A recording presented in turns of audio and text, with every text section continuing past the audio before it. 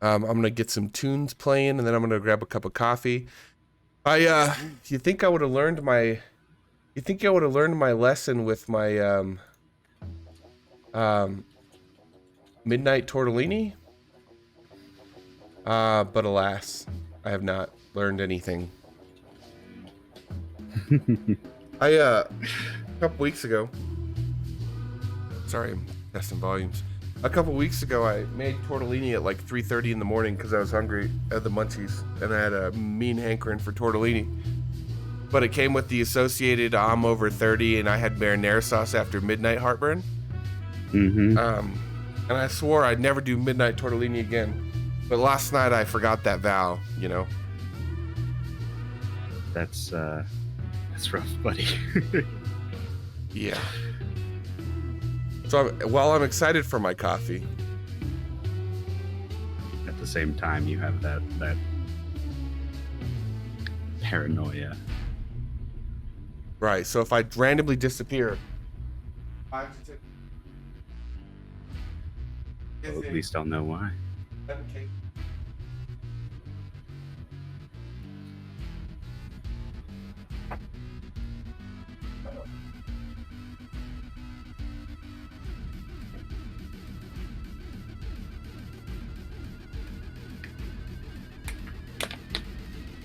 Oh, that was a loud crunch.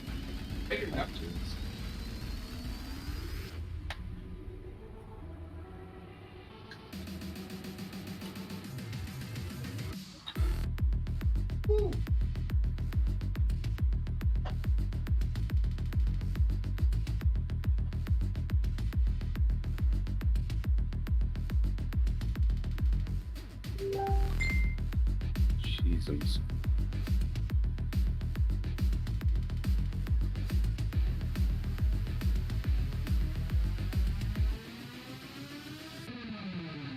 They unplugged my speaker. For anybody who's curious out there, that was my Facebook, not yours. That was also my Facebook. That'll happen sometimes. No, don't loop. Okay, there we go.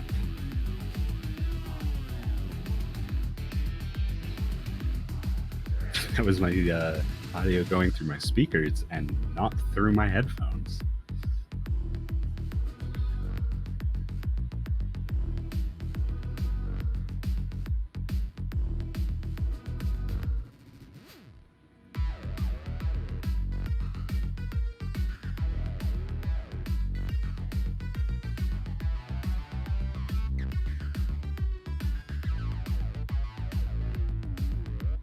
Okay.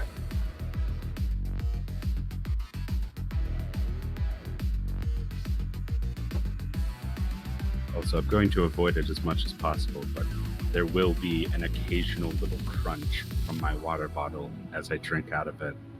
I'm going to try my best to not. I cannot hear you. You're just too distant. Like, I can hear that you're speaking, but not to the degree. You Hercules squeeze your water bottle? No, they're very crinkly. They're like the cheap Nestle Pure Life. So whenever I take a drink from it, it crinkle. crunches. Yeah. Uh-huh. When we had that huge snowstorm a few weeks ago, I like to buy like a case of water or a couple cases of water just in case the power goes out. But if I don't need it in like a couple of months, I'll buy a new one and then drink all of the water that was in the case that I bought.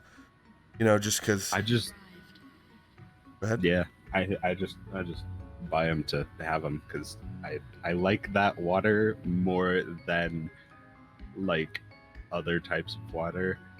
Yeah, I don't know if that's a normal thing. I have specific brands of water that. Oh I no, enjoy. it's totally a thing. That pizza, Cool. you know, I can't take people seriously when they're like, I can't taste my water. It all tastes the same to me. And I was like, what the fuck do you mean it all tastes? Do you have fucking taste buds? Yeah, it's all like super different for me. My two favorites are the Nestle Pure Life waters and the 7-Eleven store brand waters. Oh, interesting. Yeah, it's good water. Like, I don't know why. Oh, I You would get you. expect I it to be totally kinda- get you. Come and go water is the same way for me. My big two are come and go water, and even though it's controversial, Arrowhead water. I love Arrowhead water. That's just a coincidence. That's not the bow thing, but it is convenient. It's ironic. It's ironic. Maybe there's a little bit of a subconscious piece going on. Oh, who knows, man? Probably. Good Christ. All right. Let me just do Instagram. Good to go. Turns out I'm just gonna take a selfie from a high angle with my dog in the background. It works every time. Hell yeah. Put a little bit of that tan shoulder in there. Ooh, you getting some sun? Yeah.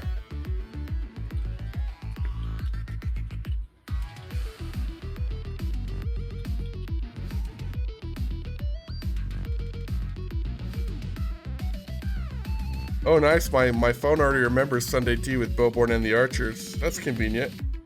That's super convenient.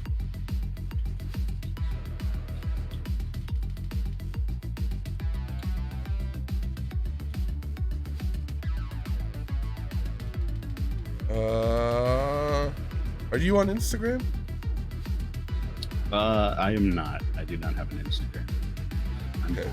Well, then I will not. Would you say you're poor? No, I'm boring. Oh, I thought you said you're poor. I was like, what's that have to do with Instagram? And aren't you not? I don't have. So I'm poor. I don't have a physical form. Maybe that makes you richer than any other human. Maybe. That sounds like a better perspective. All right. Well, you ready to kick this thing off?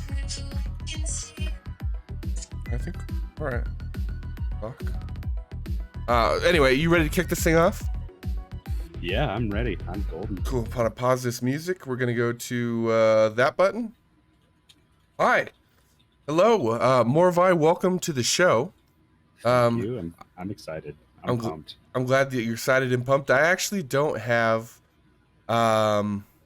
any set intro format. I kind of just start talking and don't stop for 2 hours. So that's gonna be the show. That's my life. Yeah, you get me. You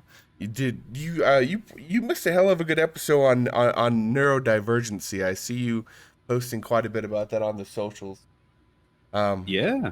That was a fun episode. There was conveniently there's websites that are very informational that are quite focused towards their specific brand of neurodivergency. For instance, the ADHD one was very easy to read. It was very list based. So. Yeah, no, they did a great job. It was very meta of them to have a very convenient and digestible way to understand what ails me, I guess.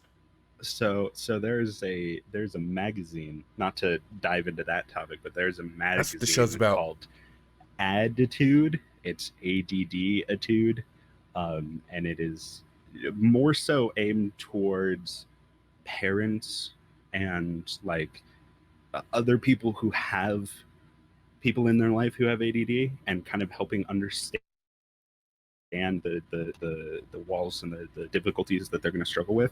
It's mainly for parents for like kids with ADD, but it also focuses on adult ADD and ADHD and all those kinds of things. And it's super cool. It's run by one of the top professionals, like psychiatrist, one of those words.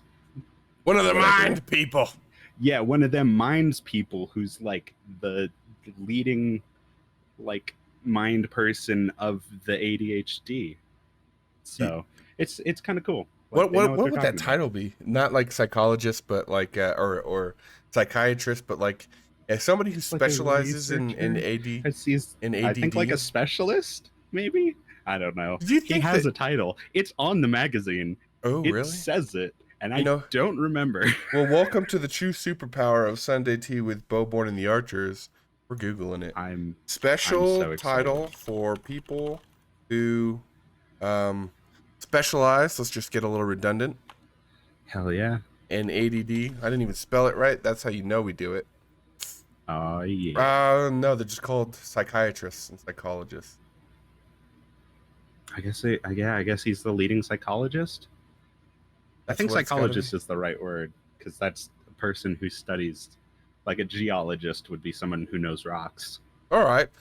Well, Physicist would be someone who knows physics. speaking of ADD, we're doing a great job at not at all talking about AI right off the bat, so that's cool. Hey, you know, I have so I actually have a few different topics of AI that I'm kind of hoping to touch on.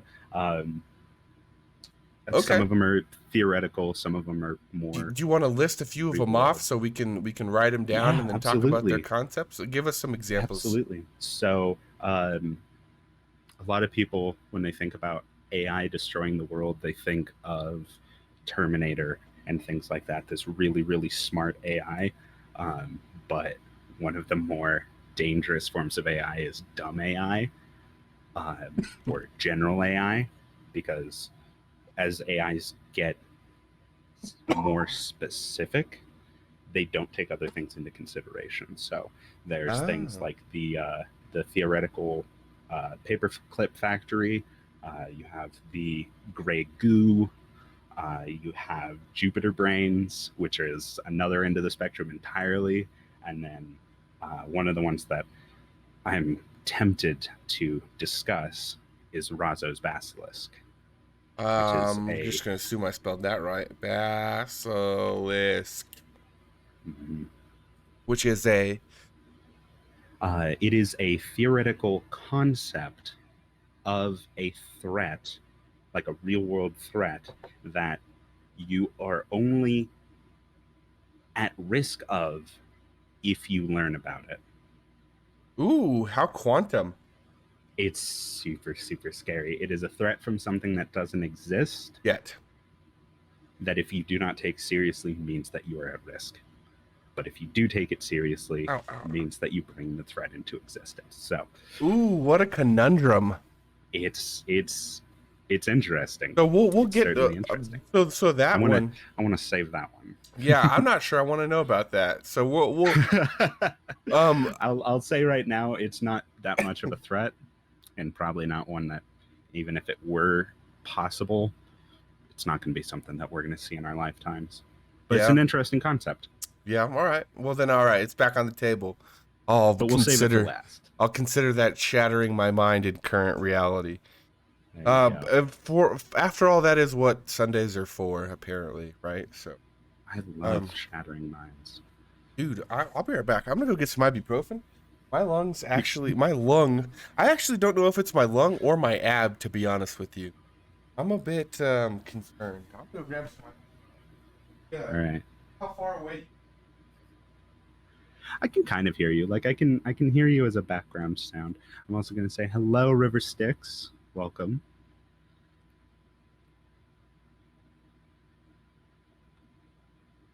I am, as always, the floating voice in the void. Good morning, Romelia.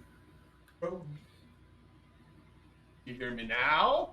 I can hear you quite well now. I also turned up my headphones a little bit. Oh yeah, just as soon as I walk away and then come back.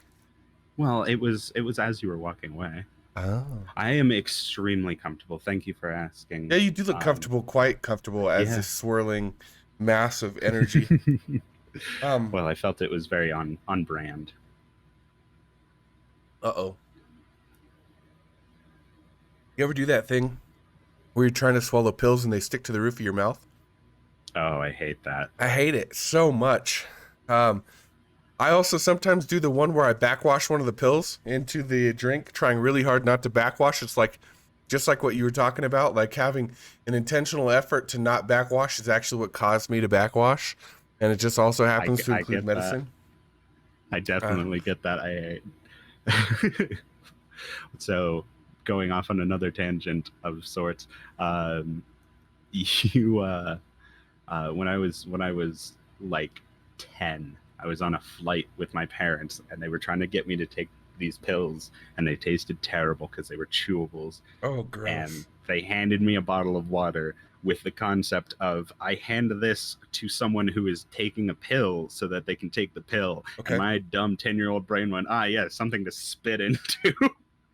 So I spit the pills out, after into the chewing water them into the water bottle and was like, "No, it's fine. I'll drink it." Yeah, And it's more of a I was tonic like, now. "No, you're not. Wait, You're not why? doing that. That would We're in work. public." That would totally Yeah, work. except for it was still like chunky, and I wasn't gonna drink it. Like she knew Oh, for a fact I was not gross. gonna put the effort in. Well, to be honest with you, I'm also not a person who can handle solids in their liquids. That's why, much to the dismay of many e-gamer girls that have hit me up on dating apps, I am reluctant to try boba.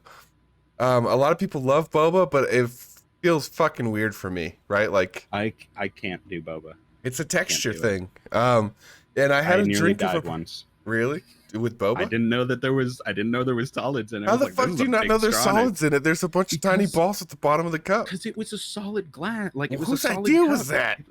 The restaurant? I don't know. Isn't that, But isn't that half the fun of Put the straw boba? and went, and then I nearly died. Oh my god, I would think lose Romy it, was bro. actually witness to that. Oh man, I would It was lose my back in- shit It was back in high school. to get surprised boba. I would lose my mind. I would freak me out.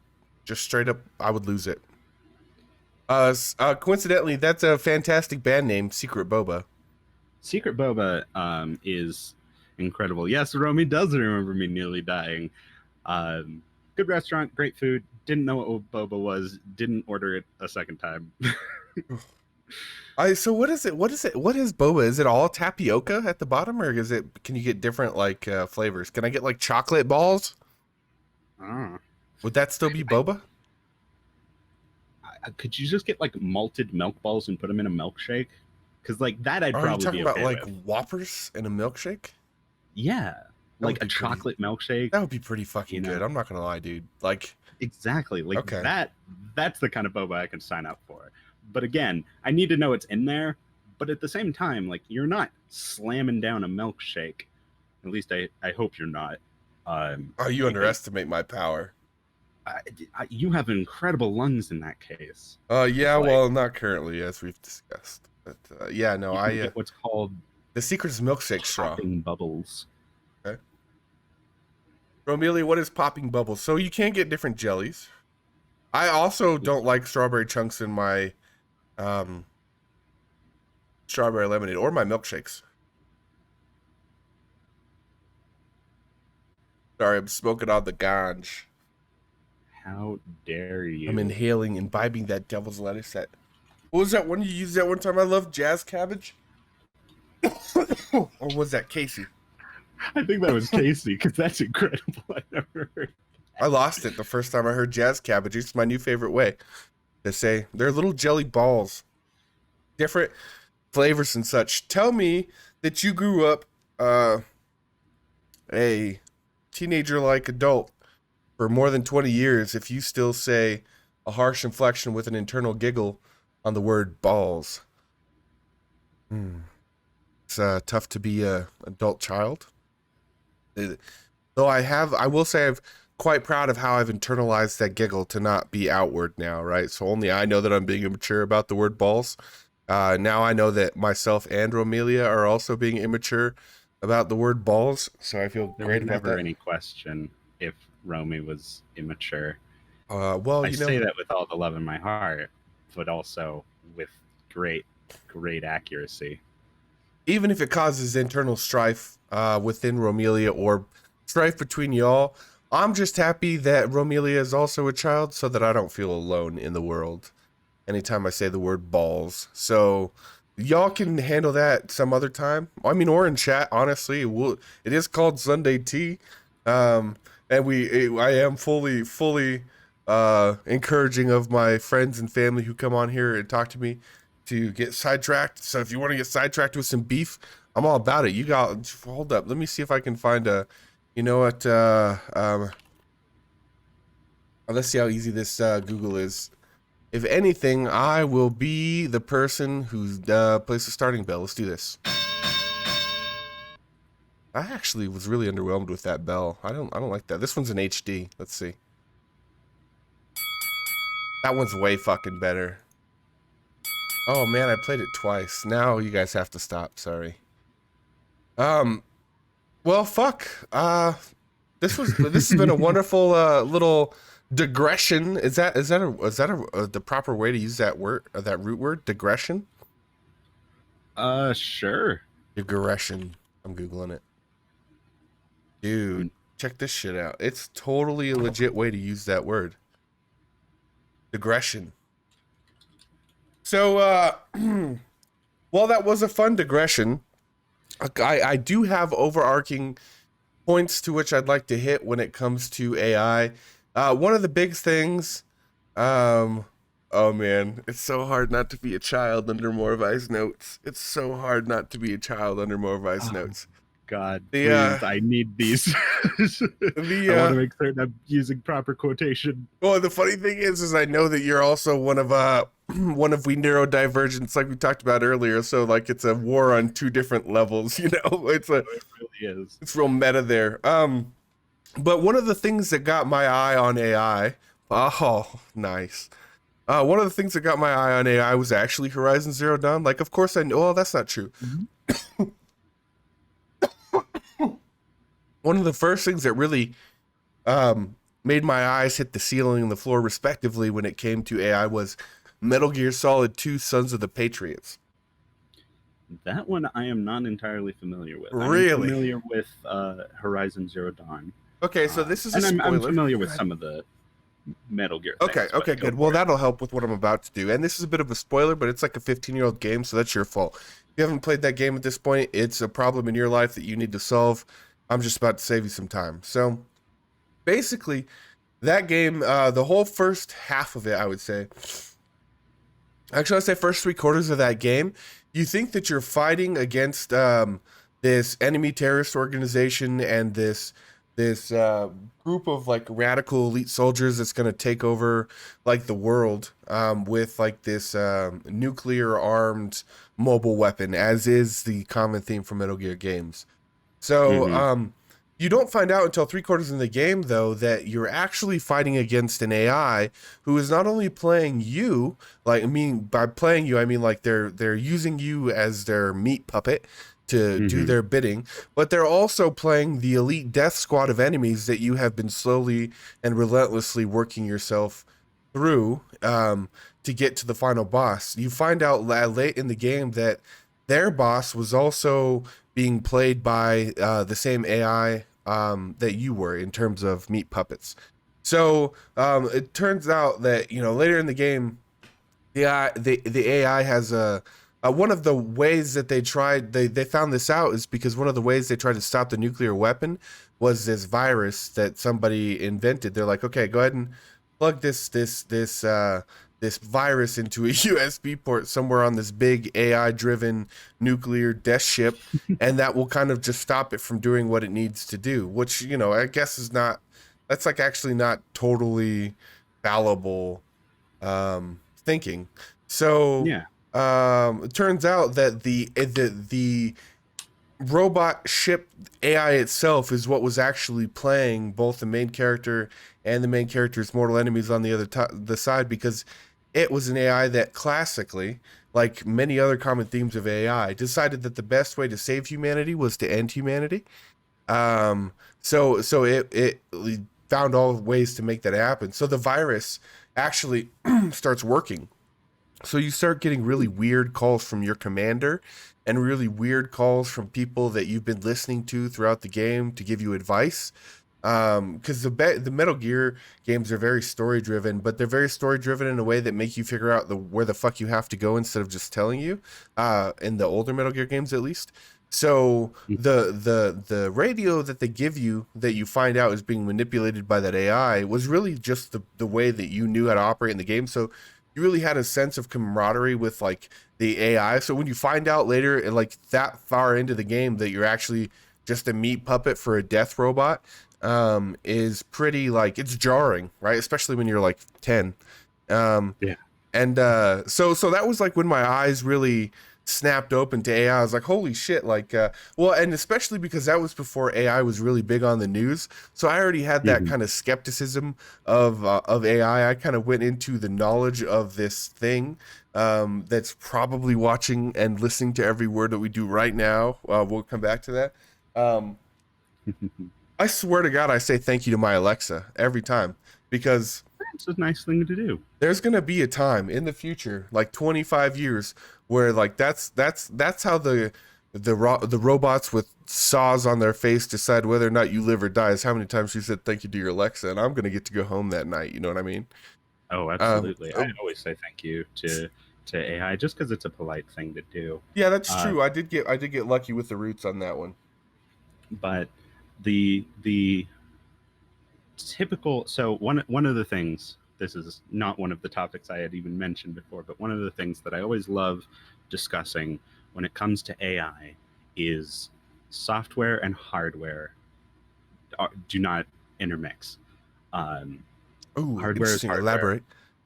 It's a physical limitation. Well, but so You could have, the metaphor is humans and guns here, right? oh, absolutely, I guess. Well, um, I just mean like that's what people say. That's a common argument for pro gun folks is that guns are just tools and humans are the people who make guns bad. So are you alluding it's to the fact that maybe like AI is its own problem and the digital tool or whatever tool an AI would use to impact the world is separate? somewhat. Okay. So an AI would be a series of code. It a lot of people like to talk about the cloud, but there's a Okay. physical place Ooh, for all that's a those good kinds of metaphor. things. Okay. And an AI can't do anything if it can't leave. If you build a computer and that computer is not connected to the internet, it does not have any outside access of any sort, and you build an AI on that computer, and that AI wants to destroy the world, it will sit in that computer, and Well, odds are it will kill itself. but That's sure. likely what you experience. So But if my it has Go a ahead. way to progress beyond that, Uh-huh. that's when you're going to start running into issues. Okay. But it doesn't mean your toaster is going to come to life and attack you because the toaster wasn't built to do that. Well, oh, I see The what you mean. toaster will push down, So it's heat not up, like fucking and then it'll pop up. Transformers, is what you're saying. AI is not going to Exactly. allow technology that exists to serve one purpose to not. Okay. To, Okay. to, So to change around. Two questions But here. I have two. Wait, yes, unless you're not done, and then I'll write them down. I have a little Okay. more Keep that I going. can Keep going. add on Keep to going. that. Keep going. Um, with our current investment into smart apps, and this is something we don't even have to wait for AI to do because real people in the world can do this. Everything's connected to your phone. Everything's connected to your TV. Everything in your house, your security, all these different things are interconnected. Not all those things are going to have the same kind of firewall built into them, though. Right now, you can Unless you have did that on somebody hack into your purpose. house through a thermostat. Right. An AI that has wireless access, A, is going to start being able to copy itself and put itself onto as many places as it wants to be. It's also going to be able to interact with anything that you've made to interact with it. You start getting computers and Wi-Fi and interconnection in cars. It's going to be able to control the systems of the car. Right. It's not going to be great for the person inside the car. It's not going to be great for the person, in front of the car. But Or the person they're paying $13 an hour who has to come and scrape all that off the side of the road. Yeah. precisely. There's a reason I left the medical field. Yeah, it's not the best. Well, that took a dark turn. Go on. Most of my topics are going to take a dark turn. Oh, that's okay. That's the whole point of the show. At least today. But with AI, there's always, always, always going to be something that you can do initially to be able to preserve yourself. There's the Go live in the three middle of laws the of woods robotics. in a wood cabin, with no well, I devices. feel like the preventative should be on the people who are developing the Well, AI. sure. Oh, I'm glad that you said that. I've written down another point here. So, and team. Okay, so I'm gonna start. So one of the first things that you mentioned, that I want to ask questions about was when you said, because this was one of the hey, don't worry, the world's not going to end, you're safe points of an article that I read about one of those schools full of smart kids who made an AI that they pulled the plug on because they had it in a like in its I'm well aware of the power of virtual machines, okay, Hmm. well aware of the power of that kind of sandbox. If anything, it's probably the most fun I've had in my post 25 years of life, right? Like once you get to 25, at least for me, not a lot of things were fun anymore. But that Yeah. was where all things got more fun, where you learned what a VM was and how you can get away with some really stupid shit when you're using one. Um, Hmm. so the article was about this AI that had taught itself to self replicate, and then when it had self replicated within its own sealed system, they created a language that only they understand. So they Hmm. pulled the plug on it. And then I thought to myself, so what really got my gears turning in terms of fear here is that it's well it's well known in the cybersecurity community that there are a lot of really, let's just say, not difficult ways to hide a file that will basically activate later under certain conditions, right? So Hmm. I agree that the technology of a VM is as such and is a sealed system, but Hmm. in a short amount of time, this computer was able to not only self-reproduce, but also communicate in a way that we didn't understand. What did they say when we didn't know?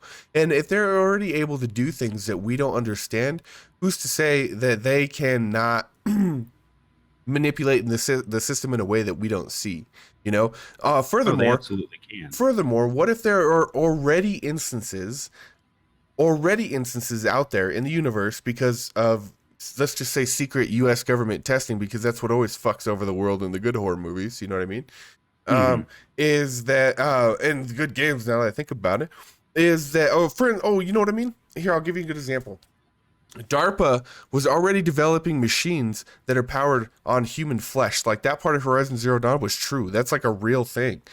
Hmm. And Yeah, so it's it's biomass conversion. it's not outside of the question that we or other governments or other really powerful agents were not working on AI already, that had already like done what you're talking about in terms of self-replicated on the internet, right? Which is Oh, we absolutely. Yeah. understand, yes, that is a physical place of wires, but also specifically with a lot of different technologies in the internet, it's like you can be everywhere. You can literally be everywhere. So Oh, yeah, yeah. so And what if that was already out there from like the 80s, and then all it needed was to read a couple of emails from this weird fucking research group at this tiny school about this amazing thing that they had done, and they told their boss, and their boss said pull the plug, but before they pulled the plug, this AI that had already been lurking there for 20 years waiting for the perfect moment to strike was like, "Hey, maybe I'll save a copy of that VM," right? And then the world's over in like 30 years. I mean, certainly that is a possibility, and it's not something that we can be like, oh, that's not gonna.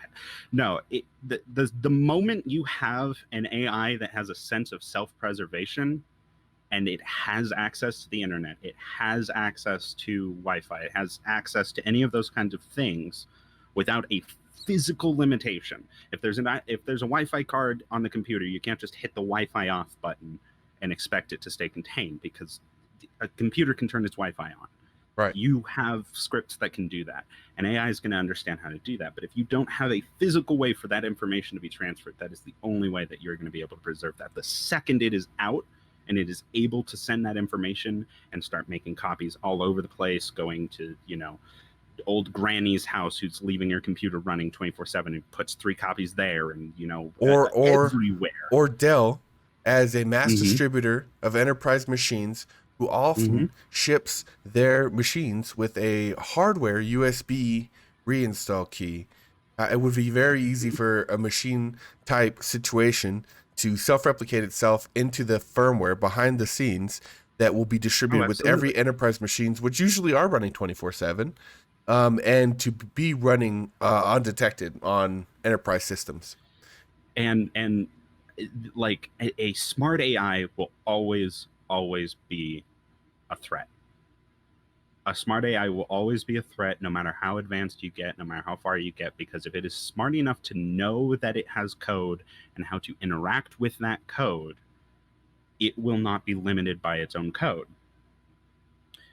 But it's not just smart AI or general AI. Is one of the terms for it.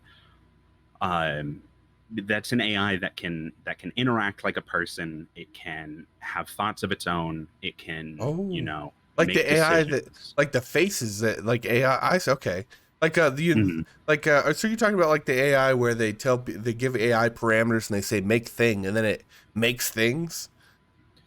Yeah, that would be dumb AI. So Oh, dumb okay. AI is Well, you designed did to be wanted a to come back to do that, right? specific things. Yeah, Okay. smart AI is something that is able to do whatever you ask to it. You could ask it questions, it would come up with answers. You could tell it to go do this thing, and it would go do that thing. It's something that's going to be able to have the flexibility to analyze its surroundings and figure things out. And when you get to super AI, which would require structures that we don't have, thankfully, um, for it to have that computational power and actually be able to have that thought process, because the amount of computations that would have to be required with the current scale of technology that we have at the moment, um, it would take a large computer, a very large processor, very large, like all of these different bits and pieces for it to be able to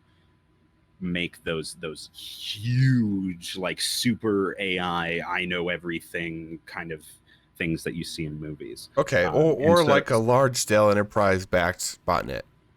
yes, it could be one big large computer or millions of small computers all working, in the background. Both are popular, or like both are possible.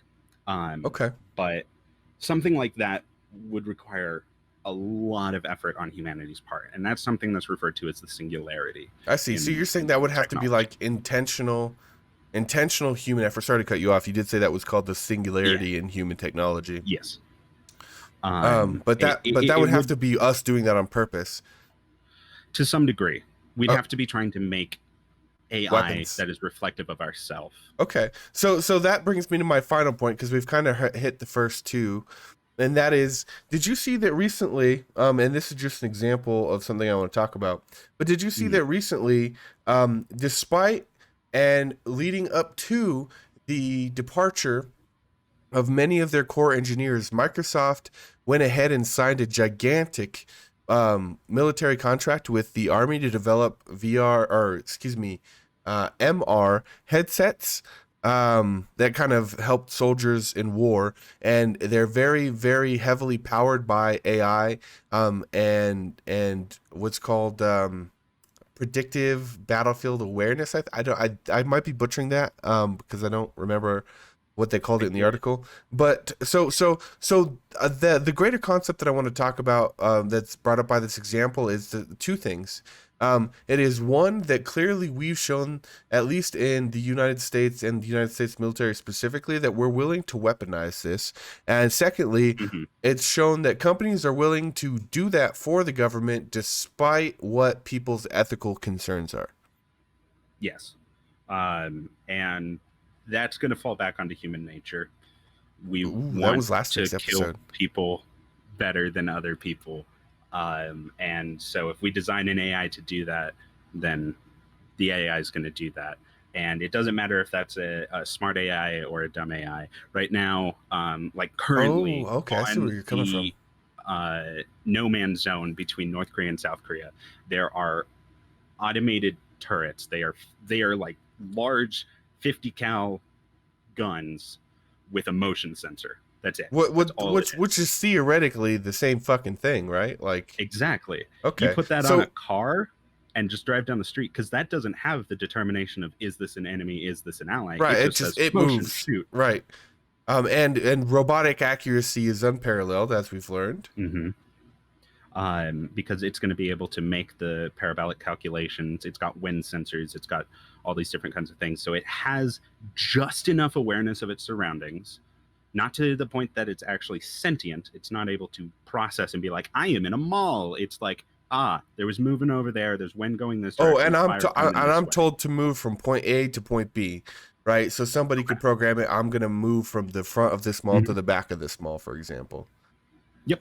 It doesn't need to know what it's shooting at. It doesn't need to know why it's shooting. It doesn't need to have these like deep philosophical, I am doing this to like help humanity or anything. It's a motion sensor and a gun on wheels. We're gonna call this a doomsday episode. Welcome to Doomsday episode, because everything I want to talk about is Doomsday. I do have like a silver lining at the end. That's good, because that's where I like to save the linings for. I have one in regards to what we're talking about currently too. So thank you for the reminder though. Go on though. What were you saying before I really interrupted once again? So this kind of is a good transition into my second point that I was talking about, the more dangerous type of AI, which is dumb AI versus general AI. General AI is going to make smart decisions and it's going to make choices. Dumb AI won't. Okay. Good news. Hold on. I want to write this down because I think I just extrapolated what your silver lining was based on what you just told me. But I want to write it down just in case it wasn't, because then it would be yet another silver lining. You know what I mean? Absolutely. Good news is that especially yes, and that was one of the points that I wanted to touch on. Yes. You'll hear what we're talking about. Oh man, but that's not even like the full silver lining. I gotta stand up, man. This is a good convo. You getting the cogs turning? You know what we're doing? That's what I love to do. We're taking the standing desk up on this Sunday morning. Oh hell yes! Tell you what, I'm gonna adjust my mic and I'm gonna stand as well. And we're gonna be a standing pair. Real standing energy here. Get that big stand energy going on. Well, that's good. I'm gonna try. Gear was tightened. Yeah, so one of the it's not a gear, but it's like shaped like a gear. One of the parts for holding my microphone stand in place doesn't tighten down all the way, so it still kind of like wobbles. I think I remember and of course it's the furthest one down at the bottom. So we'll see how long I'm able to do this, because now it's like nipple height instead of face height. I can still hear you fine. In fact, your audio quality has not changed even the slightest. So. Oh yeah, I'm still about the same general distance away from it. Word. Because you don't need that ASMR super close lean in. That's true. Nonsense. Well, ironically, in the spirit of standing up to focus my thoughts better, I forgot what we were talking about. So I hope you remember. So I was kind of transitioning away from smart AI, the like supercomputer, really smart, into dumb AI. And dumb AI is something that we can create today. Okay, so that's like exists. I see what you mean. You're saying that that's in our hands to protect other people from. Yes. Okay. And I actually have to sit down because I have to be able to read my notes. Okay. That I wrote up. So I forgot that I was going to have to do that. So the first one that I want to go into, and this is my favorite, like I jumped on AI because I love AI, but more specifically, I love dumb AI. Okay, write down what you're about to say, because I still want to hear what put AI on your radar as a human. Okay, I have what I want to say written down. Okay, what put AI onto my radar is the Sorry to derail. Ultimately, it comes back down to my father. Okay. For those who aren't aware, my father passed away about 9 years ago. But before then, can I get an F in chat? Yes. Is that feels like an appropriate time frame if we're already making jokes about 9/11? Right? Listen, that is a-okay. That is a-okay. So yeah, it was. He was a nerd, and my entire family is nerds.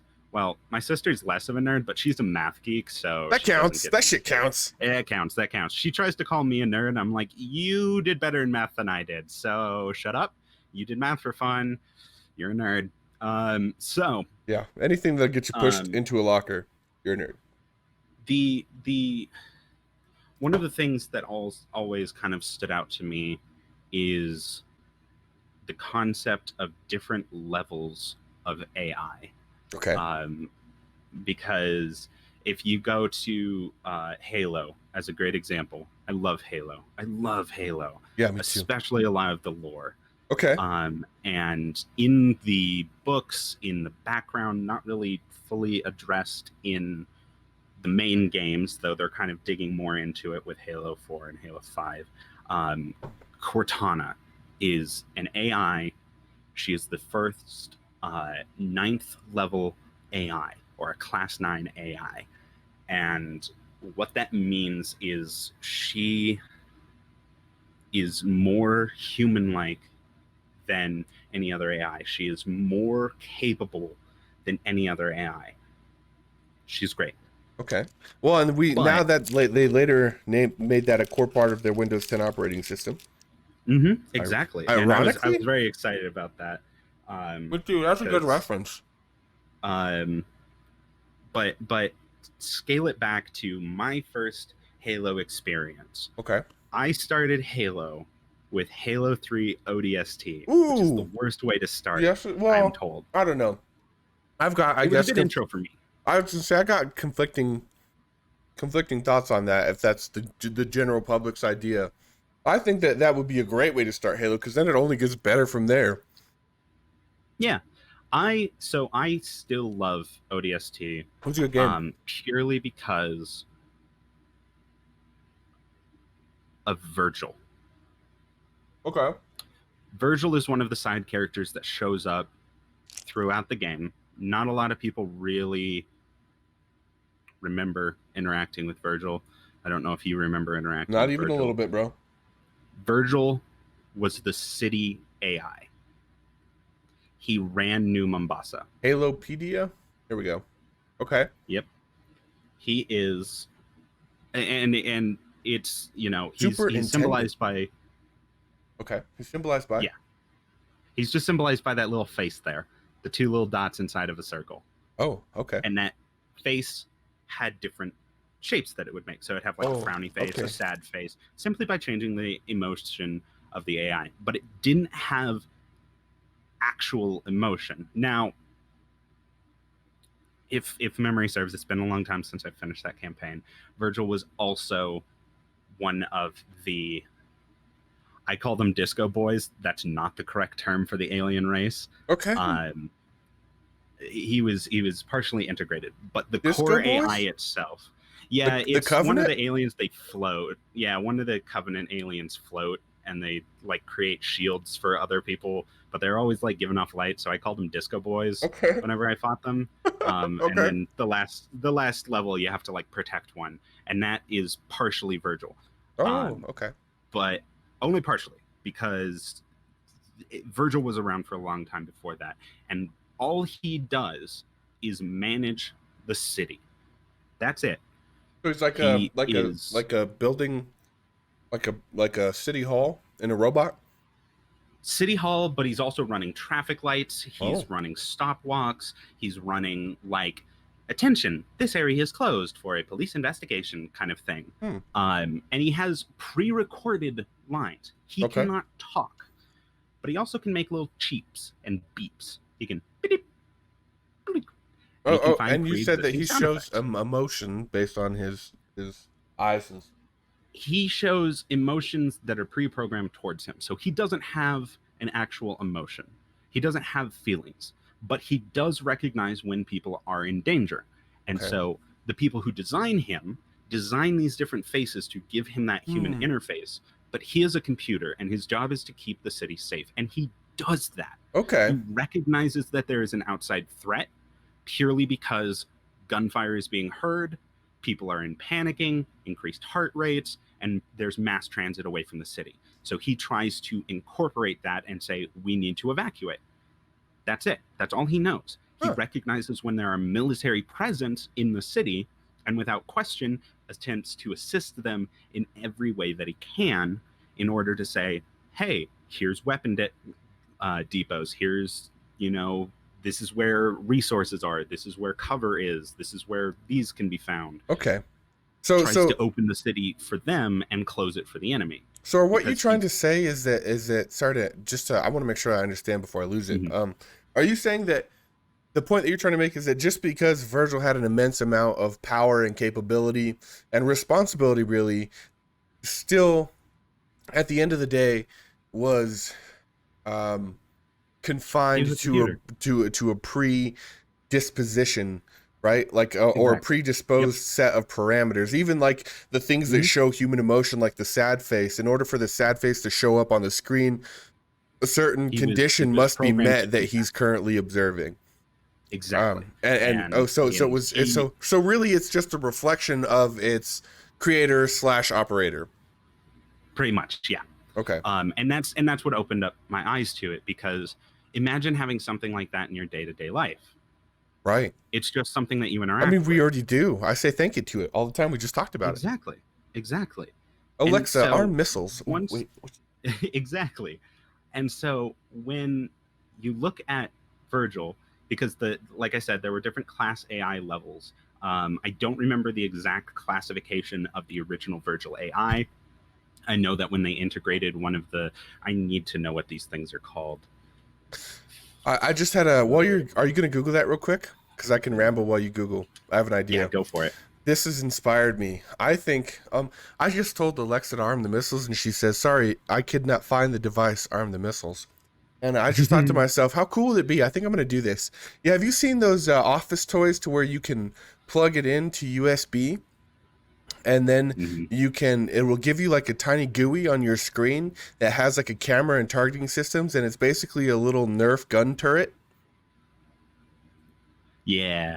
So I think I'm gonna get one of those, and I'm gonna give it a web interface, and then I'm going to set it up as a channel point reward where you can redeem X amount of channel points, and I'm gonna put that thing in a spot where it could face most of my apartment, and let it shoot at whatever it wants. Or sometimes I might use it to shoot at the animals, because I think that a Nerf dart towards your animal keeps them on their toes, right? Don't come for me, PETA.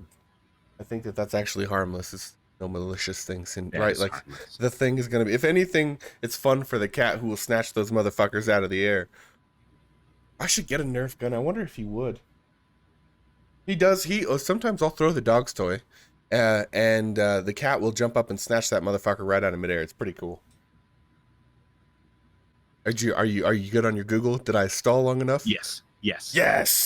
They are known by humanity as the engineers. However, the actual species names are the Huragok.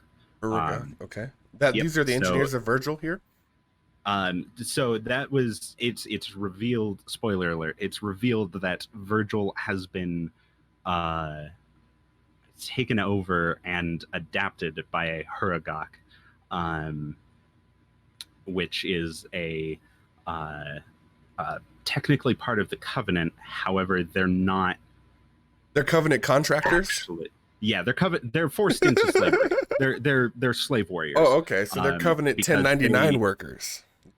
Yes. Is that exactly? BM? They are. They're forced to. Anybody who's worked 1099 will get that joke. They're forced to fix things because they're able to analyze things very, very quickly. They take things apart, rebuild them. And I assume they're given the choice of do the thing or their lives. Yeah. So the Covenant would strap bombs onto them. Whew. That's one way to put it. If everybody else dies, regardless of if you are dead or not, we're going to destroy you. But they are quite literally biological supercomputers. Oh, and they were created by the Forerunners, and they're very, very friendly, but they can go to violence. It's like a whole Vision? bunch of backstory behind a bunch of visions. Yes. Okay. It's like Vision. And Vision is another point of like Age of Ultron is a discussion of everything that we're discussing. But that's super AI. True. And so now I want to transition into dumb AI. Feel free. So much. Wait, weren't we talking about dumb AI this whole time?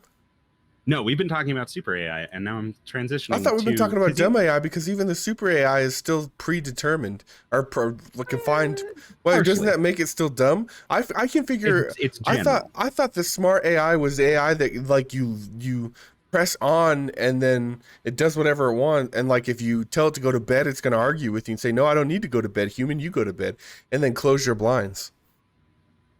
It's like smart house. Yes, yes. Smart house is another good example. So that's the AI is on a spectrum, and right Okay. now we've been kind of in the middle because you have super AIs, you have general AI, and then you have I see, I dumb see. AI. Okay, so And so dumb well, AI you want to get into dumb is AI, and really it's fun the one stuff. that's really scaring the shit out of everybody. Yes, Okay, go on. you build a factory. Okay, You build this factory to build paper clips, okay. This is okay. Okay, I was and wondering you where we're tell gonna. an AI make as many paper clips as possible, and that's all you tell it to do. Okay. This AI does not have any human interface. It does not have Well, like except for the one that the told it thought to make process.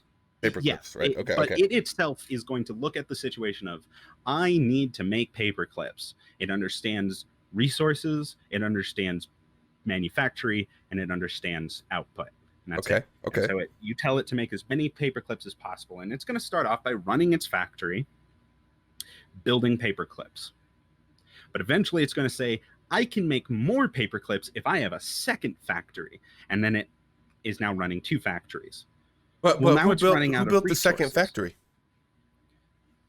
The assumption is that it is building its own factory for um, a we have to assume that it has the self Capability to improvement build, which capabilities. is not hard. You think about a couple Yeah, of AI powered forklifts, maybe a couple of AI powered drones, some attached power tools, and like you know what I mean. They're even putting semi mm-hmm. trucks and in term of AI driven semi trucks, and also to make the final gap, I can one touch buy something from my Amazon spy cone right now. It's not hard to say that an AI couldn't create the same order that I could by using my words, which is actually what's Exactly. happening. And then it would be okay. So like the So capability of a factory being built by an AI is not outside the realm of possibility. no, and we Okay. could technically do that right now. Right now, there are houses that you can 3D print. Like Oh, I that heard about exists. those. Yeah.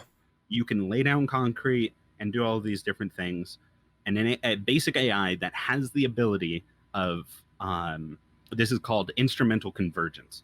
So it is a basic AI that drives for a utility function. It would have self protection, freedom from interference, self Thank you, improvement, autocorrect. and non satiable acquisition of additional resources. And all of those mean it's going to do everything in its power to make as much of what it's supposed to make. So in the Okay. paperclip example, it will start tearing down buildings because of the metal. It's going to start tearing down things to, Oh, because expand and ultimately the expand and goal is expand to to make make paper paper clips. clips. That's all it cares. It That doesn't care about the human and element. to improve the process of making paper clips. Exactly. Okay. And so eventually it could get to a point where you would see an entire almost I want to say empire of this AI expanding from planet to planet to completely disassemble these planets to make paper clips. And that's it. Hmm. So on that, Well, that's kind of what take it happened in one step Horizon Zero further. Dawn, right? Like no big spoilers Kind of. there because that's not a Exactly. 10-year-old game, but like it was more or less the same thing. The whole point was robot I want to stay alive and then robot says, Mm-hmm. "Well, hey, we have And ways to do that."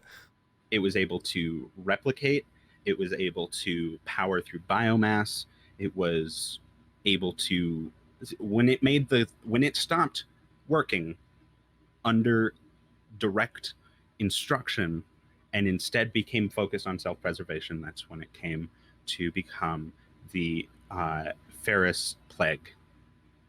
Well, Um, and that's not even to talk about the capabilities of Gaia too, which did the exact same mm-hmm, thing in opposite. mm-hmm, exactly. And so Gaia itself had subroutines and all these different kinds of things, and it was very complex. The Ferris plague required these very large machines, but what if you have a machine on a small scale, but numerous? Oh, we're You talking make a like micro machine. drones or nanobots. Hmm. Nanobots, macro engineering, Did you see the what was it, the space specifically. deliveries or space scrappers, space sweepers Korean Yeah, movie on Netflix? Did you see that? I have not seen the movie yet. It's worth the No. watch. It's really fucking good, and you would like it based on what we're talking about. Um, Go I'm on I'm though. gonna I'm have to sorry. check it out. So the original concept, because now we're going from the paperclip factory to the gray goo, and the gray goo is one of my favorite things to talk about. It is out of control, self-replicating machines. That's it.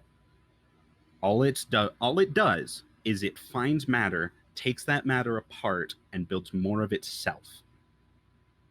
And it can, if you design it so, because this is something that people could, and I have the same page open right now, just to make certain I have the proper sources.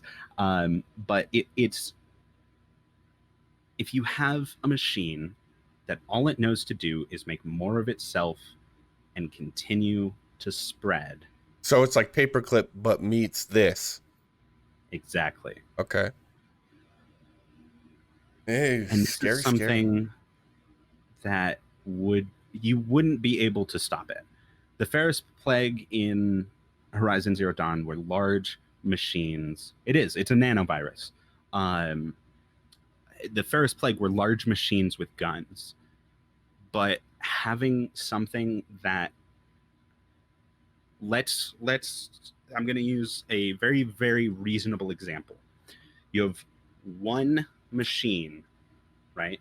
It's about a centimeter across, and it is able to produce one machine every minute, which is just building a small thing about a centimeter tall. And it doesn't have to be complicated. It could be very, very uncomplicated because all it has to do is make another one of itself. Well, then you have 2 and 4 and 8, 16, going on and on and on and on. To the point that, and this is something that I'm going to touch on again, so we're going to come back to it. If you were to drop one of these machines into Jupiter, it could convert the entirety of Jupiter, the largest planet in the solar system, in 48 hours But into just itself. but you said that. Well, but what would it be taking? That's. Well, what about the mass that It already exists on Jupiter? Where would that go? it would become the machines. How? How? So through different processes, yes, Jupiter's mainly gas. However, down lower there are other elements and theoretical Well, even solid. more so, how would they become, right? If anything, wouldn't it? I thought that it would just add its robotic There mass to the planet. there is a a difficulty of converting the gases into the plastics Well, and the glass fields that you especially if need. it's like not supposed to be a complicated machine. It sounds like Yeah. something that would take a variety or really all varieties of substances and convert them into materials that needs to self-replicate would be pretty complex, right? It can be pretty complex. It's not that degree is not something that we have quite yet, Well, lucky for but us. it's yeah, but that's only if you're doing it as a nanotechnology. If it's something that just can take, you know, itself and make another of itself of any kind, a machine that can make more of itself, regardless of anything, can turn into a scenario similar as this. Interesting. The process of actually converting Jupiter into a machine would be difficult, but it's one that I will touch on with the Jupiter brain, which is further down the line. Um, Indeed. could be possible if you Okay. have the ability to manipulate matter on a such a small scale that you're able to you know repurpose mass into, if you're able to repurpose matter into new forms, you have the great goo. Okay, so So fortunately, this terrifying super weapon that's only just a function of itself is limited right by now is really just the limited by our biggest technology. yeah, or the biggest thermodynamic issue our race solely faces, right? Like, Yes, how do we get repurposing one matter thing is to not be the something other that thing? we're capable of yet.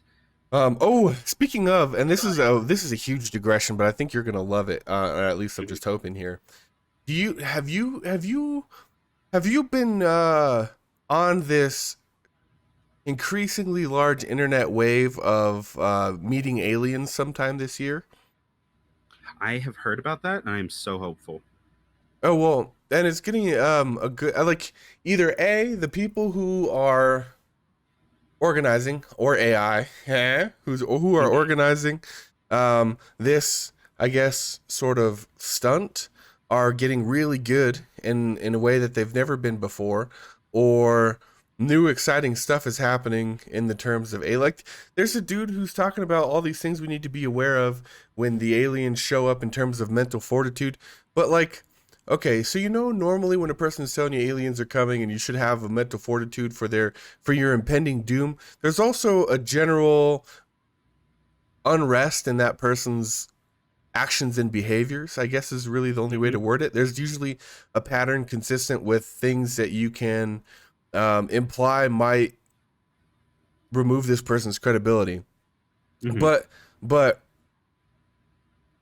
there are people who are less and less of that nature, who are, I guess, more. The only way to word it is people who are more, who seem, I should say, more credible, who are backing the idea that we're going to meet aliens soon. Mhm. And I'm getting pretty excited about it, like you said. Like, I'm very hopeful.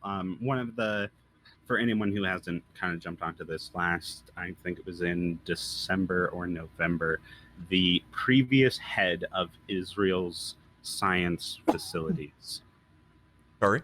who had been in charge of, like, he was the top dog of Israel's science and space exploration and et cetera, et cetera. And Israel, no slouch in the aerospace and defense industry.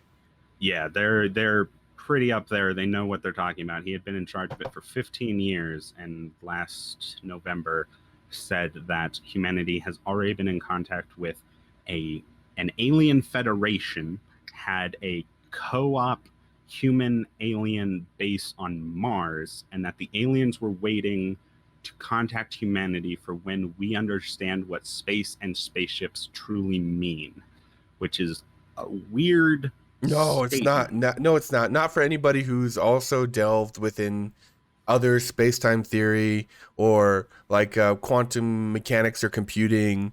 You know what I mean? Yeah, Like, but like just as a layman statement saying we have to understand what space truly means and what it truly means to have a spaceship is just a wild statement that you would expect some dude on the New York subway to be saying to you, not yeah. someone who was the like one of the most credible sources for a long time, retires, and then just says the world is more open to hearing this, and acknowledges the fact that if he had said it 5 years ago, he would be in a mental institute. Well, and I mean, there is not. I will say, especially, there are factors at play that do remove, I guess, smidgens of credibility, especially as age progresses. Humans are fallible after all, right? Yeah, Even the best of us. Um, but the thing that I have a hard time believing when it comes to situations like this, in terms of we've already met aliens, we already talked to aliens, specifically when it comes to like a lot of the claims that this person was making, is that like, as humanity, we kind of suck when it comes to coordination and like working yeah, together and like keeping secrets. absolutely. You know what I mean? Like, I'm not We saying that we are we're garbage. not capable of keeping really good secrets, but I'm saying, but at the end of the day, like, even the people who are in charge of those secrets, large and in part, like, they're a lot of things get leaks. You know what I mean? And Hmm. I don't know. I have a hard time believing that they would be able to hide that much big information, life changing information, for that long. You know what I mean? Like I said, I Yeah, do believe it's possible, but like super improbable. Especially like if like the American president does get this little book of all the secrets that are going on, like that, you would think any person who needs to know about aliens is going to be that person. And if Donald Trump hasn't gone on some Twitter rampage about how aliens are actually true, Like, you know what I mean? Like, oh, fuck you guys. I'm going to tell everybody the secret's in your book, right? I mean, Yeah, I don't know. which was very disappointing when he came into office. I think Yeah, we that was wanted that was going to be our silver lining, huh? In that 2016. was the only though last May or June, um, he was reportedly going to release the information that the Israeli primer or former head of space, yada yada. Yeah, he Oh, good did. point. Optic does make a good point. We did immediately put forth for a space force, which is first of all not really something that we'd have to worry about as far as Threats. like Yeah. Well, and that's what I'm hearing too. Is all the aliens don't give a fuck about our human nature of violence. Like us being oh worried yeah, that aliens are going to destroy us is a like almost entirely human construct based on like our tribalism and own, fear of yeah, our resources, like our own Maslow's needs. You know what I mean? Like yeah, the no, aliens the that serves no purpose for them to blow us up, and if they wanted to, they could have like like thrown a tiny little pebble into our planet years ago or whatever. oh yeah, there's so many ways that they could have murdered us already. If anything, That wouldn't maybe even aliens take are the effort. reason. If anything, maybe aliens are the reason we haven't got an asteroid again, or our super volcanoes haven't exploded.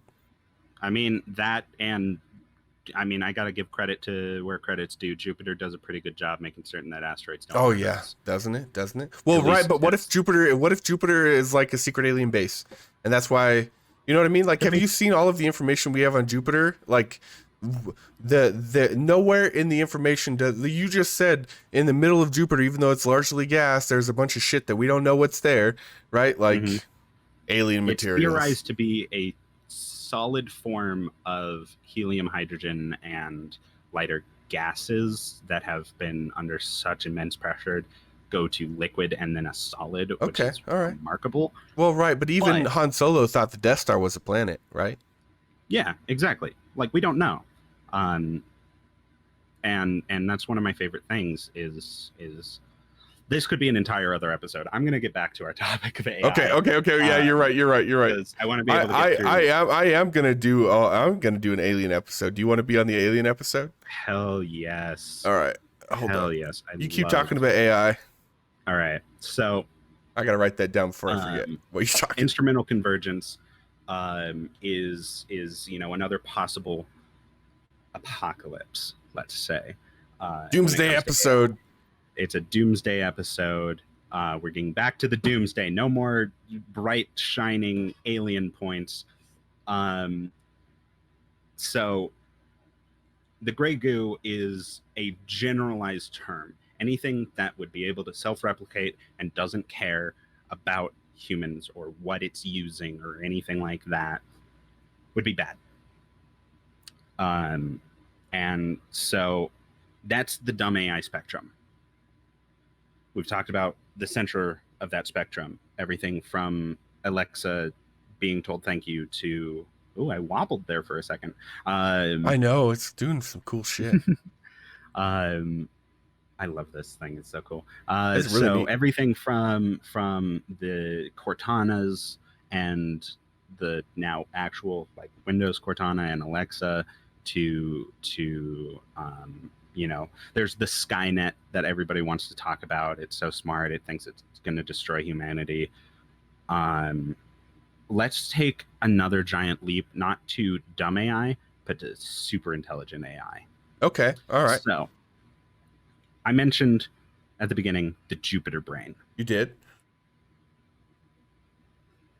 Wait, is it really funny that we're talking about Jupiter possibly being an alien planet? Is that like also conveniently on topic? Kind of is conveniently on topic. So I mentioned That name called it.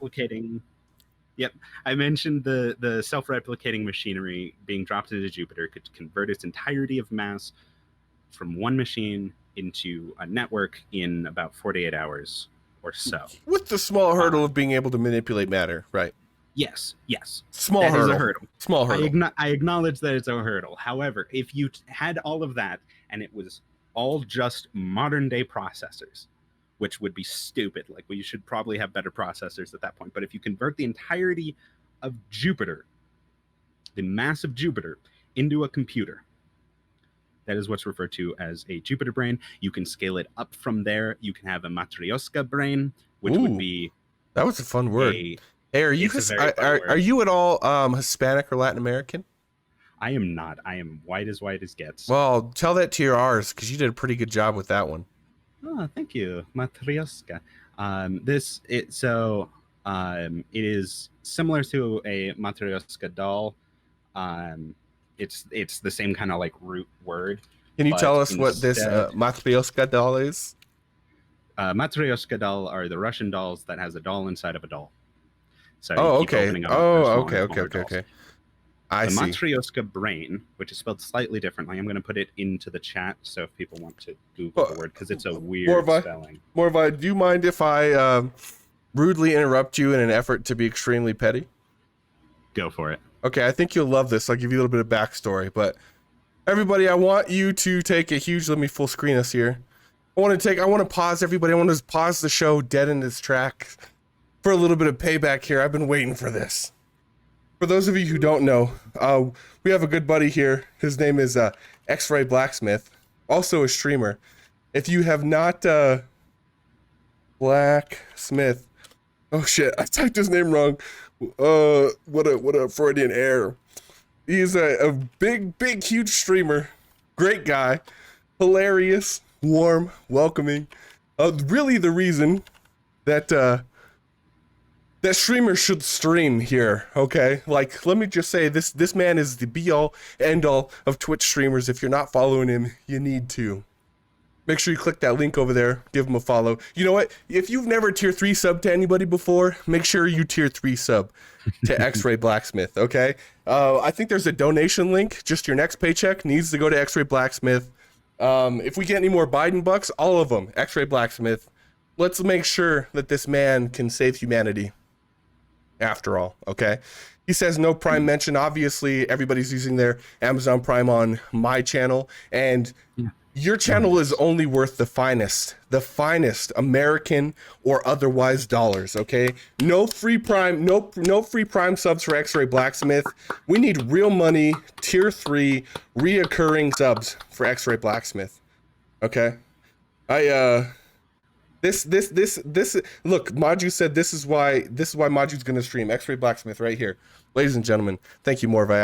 I needed that so bad. Yesterday, just for a little bit of context for you, X-Ray and I had this stream truce where when we show up in each other's chat, a lot of streamers will immediately like take the attention off their show and give it to another streamer who pops in, especially now in the age of everybody starting to stream. And for people who have done it for a little bit while, for people who have done it for a while, it's like sheepish. It makes me, and I know X right now, a little bit sheepish. So it's like, okay, like don't stop your show for me. I'm just another dude on the internet. Like, we're here to have fun. So for the longest time, we had a stream truce where I'm not going to give him the Gluck Gluck 9000 in my chat if he doesn't give me the Gluck Gluck 9000 in my chat. And yesterday, this motherfucker broke that truce. He like I was playing Apex Legends with him, and for probably 30 minutes, but what felt like eternity, this dude was just hyping me up in stream. And you know, the best part is his chat was all being like super fucking nice about it too. They're like, Bowborne, you rock, we love you, we just want to support great people. And I'm like, why are you all doing this? Why are you being so nice to me? And I turned like the reddest red of tomato. And from that moment forward, I vowed that the first opportunity that I had, I would take vengeance. Fortunately, X-Ray Blacksmith joined us today. So sorry that was at the expense of some of our time here, but no, go for it. You know, I figured you of all people would appreciate. We have very similar working minds, so I figured you of all people would appreciate the level of pettiness here. So, absolutely. So sorry to rudely interrupt you for the next to all father that is X-Ray Blacksmith. Don't forget the underscore, but please continue. Oh, by all means. So. We were talking about the Matryoshka brain, but scale that down to a Jupiter brain. So you take the size of Jupiter, which again is the largest planet in the solar system. Its mass is greater than all of the other planets combined. Okay. It's nearly a star, but it's bad at being a star. Oh. It's almost a brown dwarf, but it couldn't get fusion. Okay. You take that much mass and convert it into a single computer. So like all of the pieces of this mass would be working together and to serve a common function or functions. Exactly. The computing power that it has with today's technology, again, we'd have to have some other technology to be able to convert that into a computer, but with today's technology, the computing power that would have would be able to simulate all of human history, all possible paths, every person who's ever existed, everything that could have ever happened throughout of all of time up to that very second, and most likely everything that ever could happen like that. So what you're saying is that simulation theory is, if not possible, but probable. It's probable. We probably live in a simulation. Look at the speed of light as an artifact of processing. And maybe aliens waiting for humanity to be ready are just aliens waiting for this human consciousness, quote unquote, that they put into this fish tank ready to be. It's like we're like incubating, right? Like, why don't you go out and learn a little bit of empathy, humans, you pieces of shit, and then come back to our fucking Federation? Maybe we're in alien jail. It's entirely possible, and the part that just going into kind of like simulation theory and simulation machines and things like that. People think of the Matrix where we're all plugged in to a machine. No. You're the simulation machine, man. were true, we would exist in entirety within that computer, to the point that if the computer shut off, we would no longer exist. Man, Morvi, don't you ever just feel like a 1 or a 0, man? Man, I feel like a 0 every day, but we're not getting into that one. Oh, well, Morvi, you're not going to escape that one. You shouldn't feel like a 0. You're an incredible human being. Listen to all these things you're fucking teaching me right now. Now say 2 nice things. I am number 1. I'm great with all of these hypothetical theorems and thinking through these wild, complex scenarios. Okay, I'll only give you 1 point for that, though, because I said one of them, right? So. Okay, well, then the other one, I have a great streaming channel at Morvi's Menagerie that I have. Yeah, have you started streaming more? I'm trying. I'm working so hard lately. Yeah, haven't you been busting your ass like 80-hour weeks or some shit? Thankfully not that much lately, but it's still like 50-hour weeks, sometimes 60. Good God, man. I just finished getting my licensing exam done. I heard about that. Didn't you like fucking destroy a test or something? Yeah, the second one. The second one was the easier one, and it made me laugh. So there are 2 tests you have to take. You have to take the general licensing exam, which proves that you understand the laws and everything. For those who don't know, I work in pest service and pest control. So to get licensing, you have to have the general, and then there's 23 like subsections for commercial pest control. And I went for the residential and commercial because that's just kind of like a bracket for specifically more so what I'm working with. Okay. Well, I took the general test in like an hour. I took the residential in 9 minutes. Oh boy. You know what sounds great is that wait, and I assume you aced both of these things, right? I got passing grades. I got a 78% on both, ironically. You know, in my world, if you passed, you aced it, okay? Congratulations, you're incredible. Thank you. But I'm really glad that the person who has joined us for the Doomsday episode, who's very good at thinking of all of the possible, if not probable, ways of human destruction here, are made to understand the dangers of what feels like tons of poison that you carry around on a daily basis. Yeah, pretty much. Cool. That's awesome. Anyway, so you work in a bunch these days. Yep, I've been working. So just to let you know, do you want to? So it is 12:30. I want to give you more time, because we took out a minute for my petty comeback, but also because we started a little bit late. So I don't. If you want to go a little bit past 1, we can. I have nothing lined up today except for playing Stellaris with my buddy Dens. So okay, so I have a whole section planned to talk about your streaming and stuff. Don't worry, you're not going to escape that. I am going to wiggle that information out of you, but I also don't want to take time away from the ad conversation because I know you're really excited to have it. So this is going to be like a toll road pass. Do you want to continue to transition into your stream stuff, or do you want to digress back to AI stuff and then come back to stream stuff? Let's digress back to AI because I have a few more points that I want to hit. Okay. And I'm just going to breeze through them real quick. So if you want to Sure. hold on to questions and stuff, just to kind of get the information out there, so that I hit all of those points and then we can kind of discuss it a little bit. Word. Sound good? Yeah, sounds good to me. So a Jupiter brain would have the capabilities, just to immediately jump back in, would have the capabilities of that level of simulation. And it would be impossible to regulate it because there's the constant issue of, if you have a Jupiter brain, it has so much processing power that it could come up with simulations beyond simulations beyond simulations. It would almost be impossible to communicate with it in a meaningful way. Okay, as a part of it, like if you mean as a part of it. Okay, or so, but would it be impossible to communicate to it from an outside source? No, so from an outside source, it would be near impossible to communicate with it because its understanding of reality, of everything, when you go to speak to it, it already knows the odds and the everything of what you're coming to talk to it about and what information you're looking for before you are within range of its sensors. Again, it would have to have sensors and all of those kinds of things because you could not walk up to this. It is the size of Jupiter. It is more massive than all of the other planets in the solar system put together. I'm sure somebody petty could find a way to walk up to this, right? Spaceship, long walkway, spacesuit, for example. It probably could, but it would be able to know that you're coming. Sure, okay. The easy way to say it. And we're just assuming the thing has like fucking defense turrets or something? It could. Okay. It could do whatever it wants. That was a fun sound. In order for something this size to be constructed, it would have to build itself. Oh. And because it would have to have moving parts, it would have to have all these things, because if one part of it breaks, it has to be able to fix itself. It has to be able to do all these things. And just to build it from the get-go, you're not going to be able to use like wrenches or any kind of tool. Like, it has to be effectively a solid state processor, which is a fancy word for meaning it doesn't have moving parts, but it also has to have moving parts. It's very convoluted. The construction of it would be hard to keep it from collapsing in on itself because it's very big.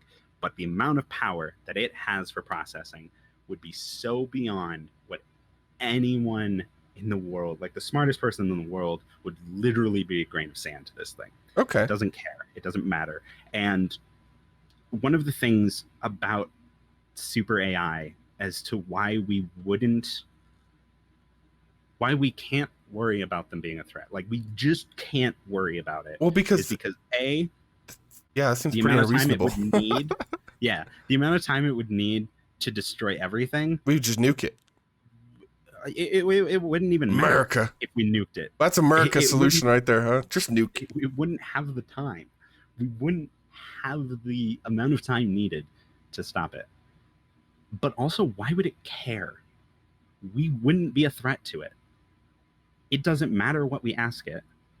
You could try to have some baseline of help humanity, but it's never going to come to the conclusion of destroy humanity, because we're insignificant to humanity, and therefore it doesn't like even not matter. A threat to humanity. If it got to that point, we would be. Oh, you know what I mean? You know what I want to point out that's very relevant to what I'm about to say and what you're talking about. The band Alien Ant Farm was fucking onto something, weren't they? Pretty much, yeah. Like, because that's what we would be to that AI. It's just a fucking alien ant farm. Yeah, it doesn't even matter. Like, now that's a Jupiter brain. That's just the size of Jupiter. A Matryoshka brain is a Dyson sphere, which Jesus a Dyson Christ, sphere these is big old words. I have no fucking clue what you're talking about. Matryoshka brain. Control T, Dyson sphere. Don't worry, I got the Googles. You keep talking. All right. So a Dyson sphere is a conceptual means of a tier 2 civilization, which is another big fancy word. Oh, I think I remember reading about this. They're pretty popular. It's been around for a while. Well, and the concept is also in fucking Thor, isn't it? Or in Endgame? Not Endgame. Infinity War. I think so. Like the whole forge. The forge is supposed to be a Dyson sphere, right? Yeah. The forge is a Dyson sphere. It is something that is, well, it's partially a Dyson sphere. Well, I was gonna say part. Yeah, right. But it's same A concept. Dyson sphere or a Dyson swarm, because a Dyson swarm would be more practical, is a bunch of things built around a star to capture every bit of energy that that star is putting out. And you just got done talking about nanobots who only serve one purpose. Is theoretically, if you have the capability to make a thing like that, you have the capability to make so many that you can cover a star in it. Yeah. That's why you said swarm.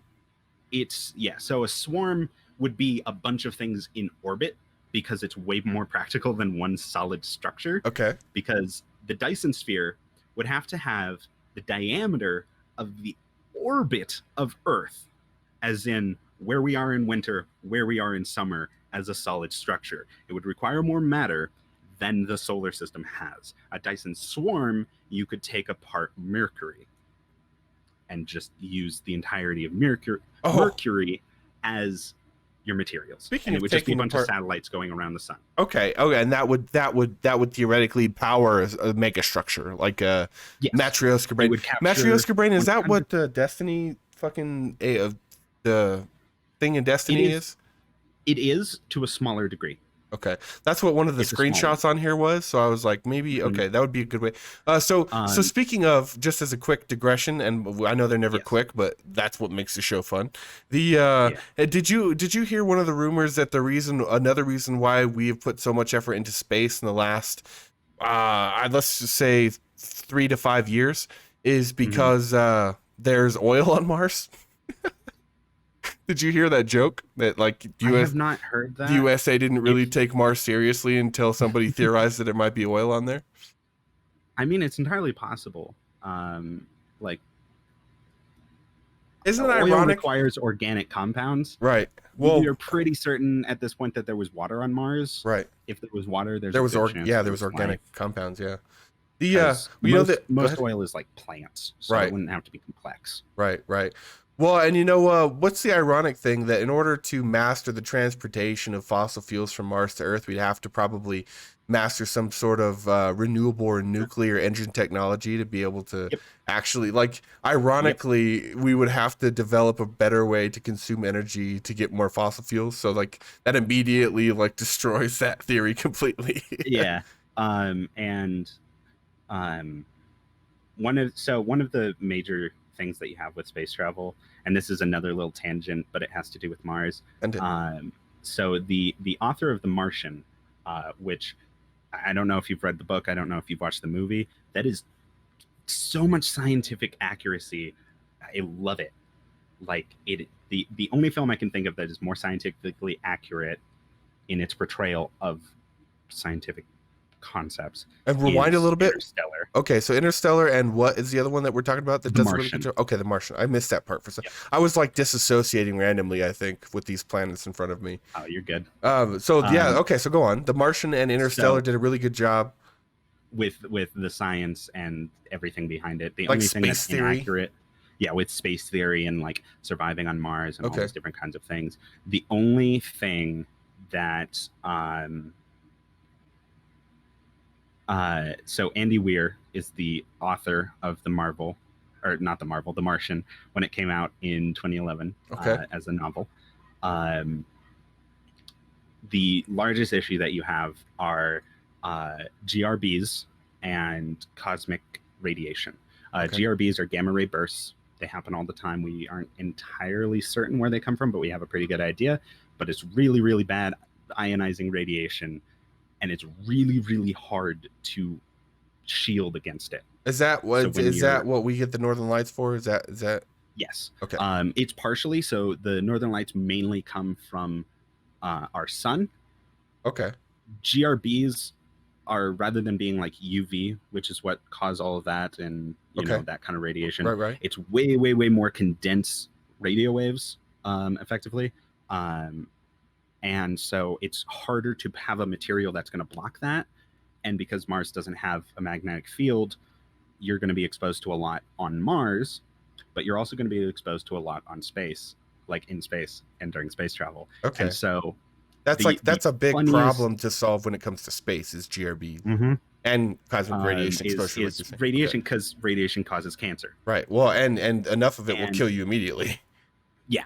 And you're not going to get enough like immediately in space, because it's you're just getting bursts every now and then, but it's something to the degree of like 2,000 chest X-rays. Like, it's a Jesus lot. Christ. It's not going to ever be enough to be an immediate death, but if you're up there for a long time, you're going to get cancer.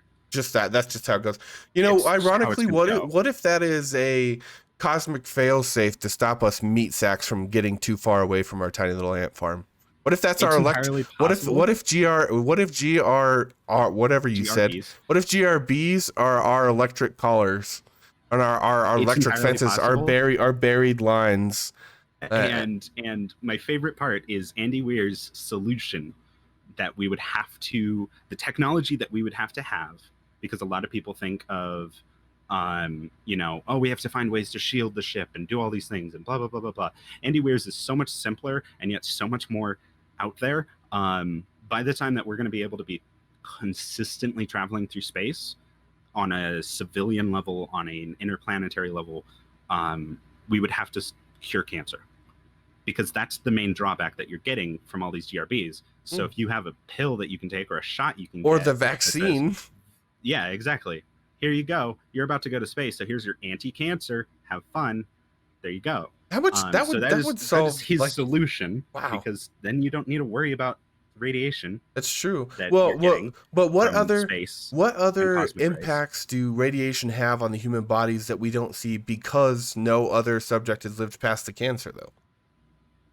What has long-term radiation exposure done to humans, especially in the realms of genetic mutation? Those implications could be fun. The main mutations that you get from radiation are cancers. Like, that's what happens when radiation goes through your cells, is it damages the DNA. And when the DNA is damaged, it means that you can't get a full copy, which means that the cells don't turn off. So they keep making more and more cells wrong.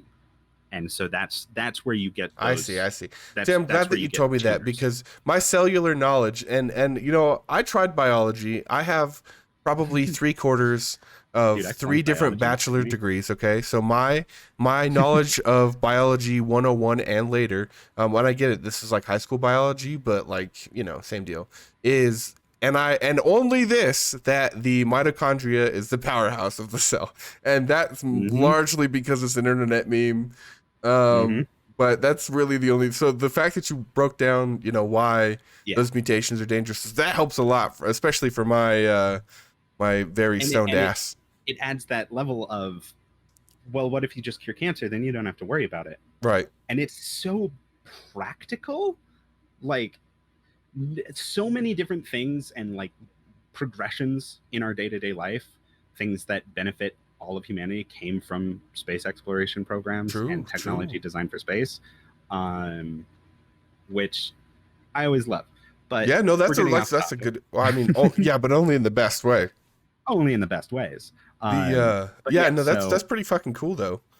Andy Weir's a really awesome guy. I've been a fan of his work. I loved The Martian, but a lot of the concepts that he goes off of are things that are really awesome to think about.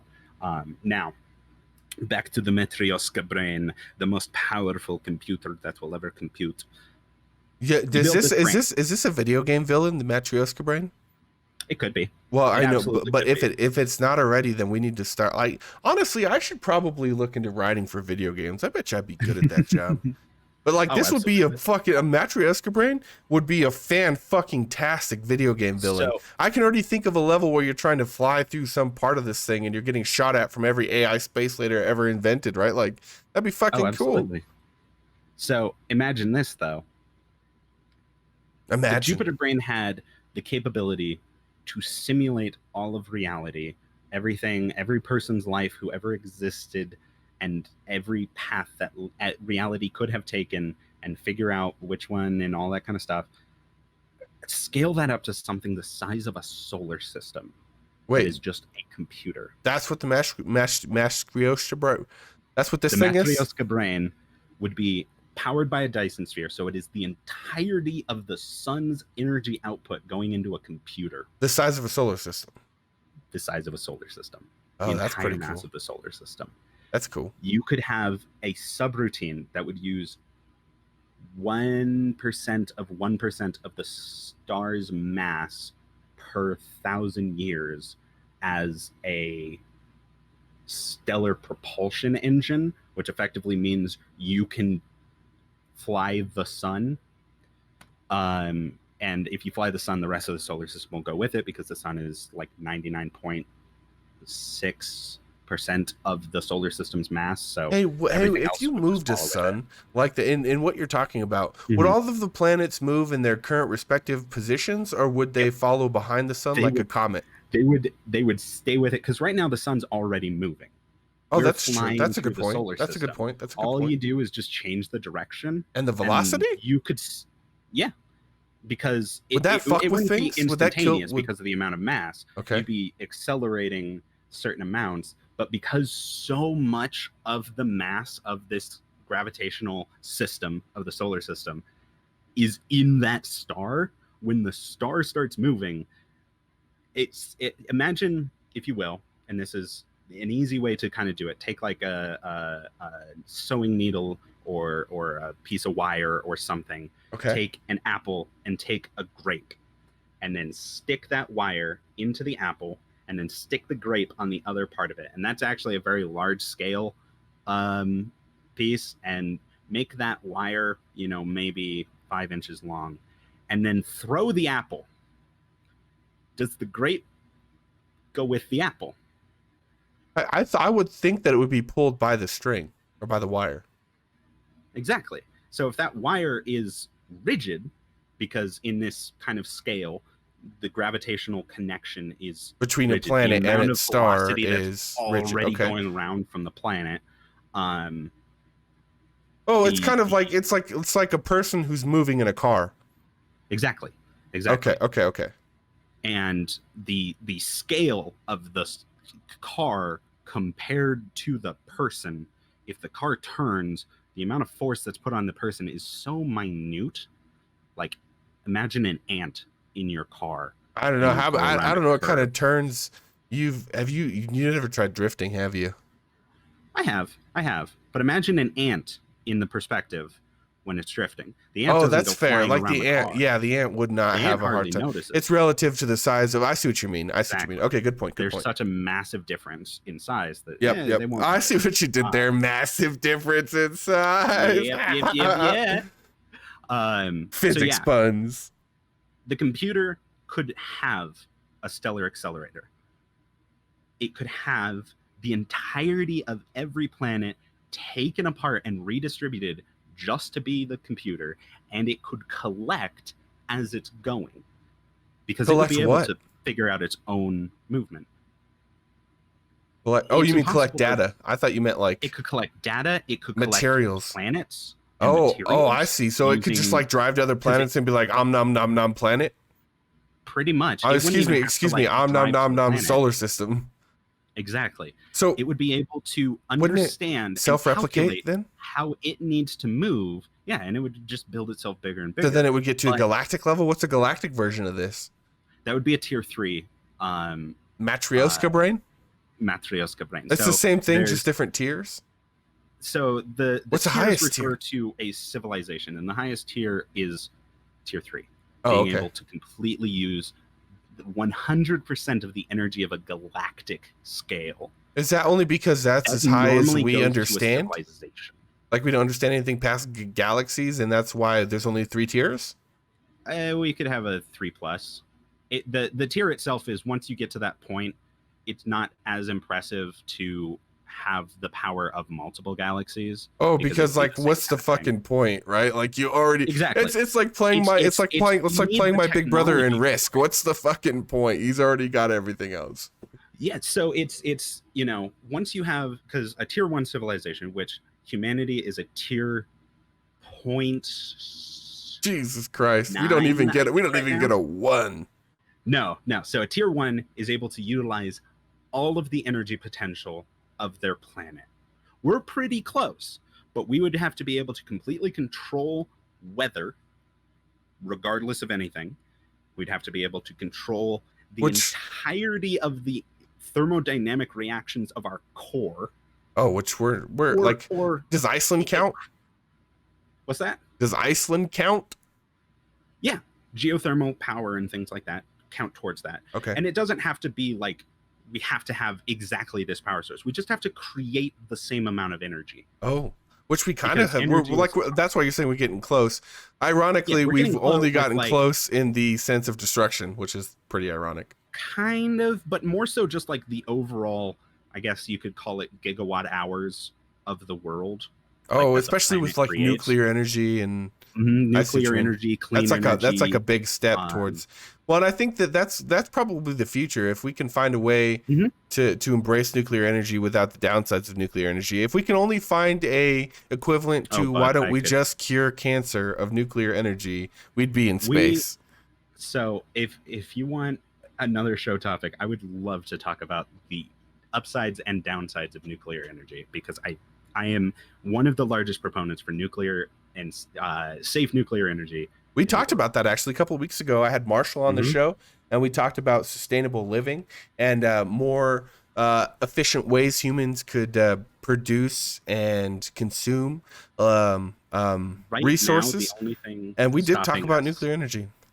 The only thing stopping us from nuclear waste, having a completely not even that, because the amount of waste we create from fossil fuels and even from clean energy sources such as solar panels and wind power, because there is waste from that. Right. I know there's a construction cost now. There's the construction and there's what maintenance with broken parts. Right. And those things fucking break. Have you seen those things fucking explode? It's terrifying. Exactly. My parents live surrounded by those fucking things. Surrounded by those fucking things. If you hook them off during the right times, you're not going to have to worry about them exploding. But sure, but people when take they naps. Explode, fiberglass doesn't break down. Right. The amount of waste, the amount of harm, the amount of everything that is caused by every other sort of power. If you look at it at the easiest way is human deaths versus gigawatt hour. Okay. Nuclear is safer than solar panels. More people die from solar panel related harm than nuclear energy per gigawatt hour. So the amount of power that you're getting out of it. Is that safest? That feels almost like a skewed statistic, though, in terms of like, because we're missing a lot of variables, right? In terms of availability to the public, which is going to definitely increase deaths per kilowatt hour, if you know what I mean, right? Like nuclear, are we also counting how solar panels can fall on people where they're trying to install on roofs or something? Like, what do we what classifies as a death by this source? I tell you what, I will get you all of the sources, and we can have another day for the discussion, because we're good point. We're a little low on time. That's true. We are definitely on another digression about nuclear energy. That's true. Listen, I love discussing these things. Well, welcome to the show where we definitely have many different branches of many different trees. I don't know what the fuck that means. And I love every second on every branch. Matryoshka. So I will get you, Matryoshka brains. The processing capabilities of a Matryoshka brain would get so much so that an entire civilization could exist within one. Or maybe does. Like, we as humanity could just say, we don't really care about space, because we could have literal infinite universes within a Matryoshka brain that we would have the capability of gods. Ooh, thanks for the other show topic, the metaverse. It would be so remarkably capable beyond anything that we could even imagine. All of the computations of reality that humanity has ever made over its last 10,000 years, every thought, every single action could be done in nanoseconds for every person who has ever lived. Imagine those video games. Imagine that as a sandbox. Imagine that as a VR. Dude, right? And I was thinking, like, I have enough fun with a $200 VR headset and some fucking virtual swords. Can you imagine what I could do if I could just do that, right? Like, Like So the crazy thing is like it's why would a civilization not just shut itself off at that point? well, but That why is the would it? true What's its robotic motivation too? overlord. Perfection. But Quite literal utopia. but what is the ultimate expression of perfection if not stalwart existence, right? Like what is the point of perfection if not to display it? Who would you be displaying it to? What if we truly are alone in the universe? Well, but we If don't have the there's answers, nothing but maybe else? the Matryoshka brain does, right? Maybe it does, but why would we want any other form of existence? It would be able to be all of existence. So when it comes to AI overlords, there is such a it, it rather than a glass ceiling, there is a glass floor. It seems like there are these lower ways of the AI putting us in work camps I think I'm and picking up what you're put. Terminator So and all these other things. okay. But when they truly are in charge, an AI that is smart enough to pose a threat to all of humanity would never be seen as a threat to humanity. Yeah, because it just doesn't give enough fucks. It's if it's smart enough to do the things that we're afraid of it. So you're saying the fear of an AI is an entirely confined by and generated by a human construct. Oh, look at our Yes. timing on that shit, baby. That is ultimately what it comes down to. I see. If an AI wanted to do us harm, we would never know. We'd be dead already. We'd be fucking dead already. We'd be dead already, or it would take such an unimaginably long amount of time to very, very subtly and perfectly destroy us that we would never know it was behind it. Right, and because they're so mechanical, there's because I know here because time doesn't mean anything because robots don't have motives. Yeah, motives don't have personal. You know what? That's going to be a good fucking conclusion too. Conclusion to the show. Also, the ultimate silver lining. Robots don't have motives. Yes, and now I want to touch on my silver lining of all of this. Okay. What reason do they have to destroy us and not help us? Well, when you're walking along and you see an ant. Oh, fuck. On the ground. Or if you see. I see what you're saying. If you see a puppy that's gotten caught in something, or it's in some sort of, thing where it is hurting itself, majority of people are going to try to interfere and help that puppy. Nobody's going to, you have shitty people. Well, but those shitty people have to have an outside reason to be to be a shitty person. So I was actually talking about this with Optic Flux last week about human nature and how I personally believe it's a misconception that human nature is that of an evil source. I think that quote unquote evil is generated in many, many cases, and that human nature is more towards kindness. But what if that is entirely human construct as well in terms of kindness? Then look at it from a purely logical.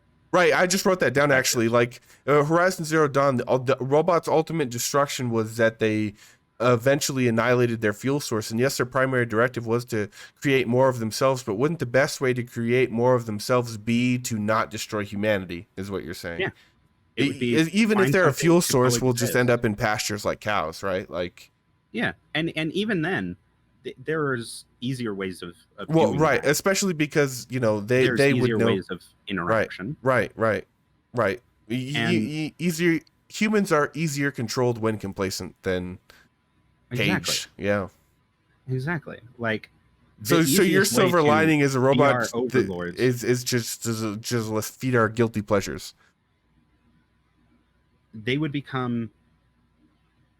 There's a concept known as the rogue servitor, in which an AI is given absolute control over humanity and told to act in their best interest and all these different things. And what it does is it says, I'm now in charge of the government. I'm now in charge of ensuring that you have food, that you have housing, that you have all these different things. So I'm going to make certain that you're as happy as possible. And I'm just going to expand. I'm going to do what I need to make certain that all of humanity is happy. That would be a pretty cool prime directive, huh?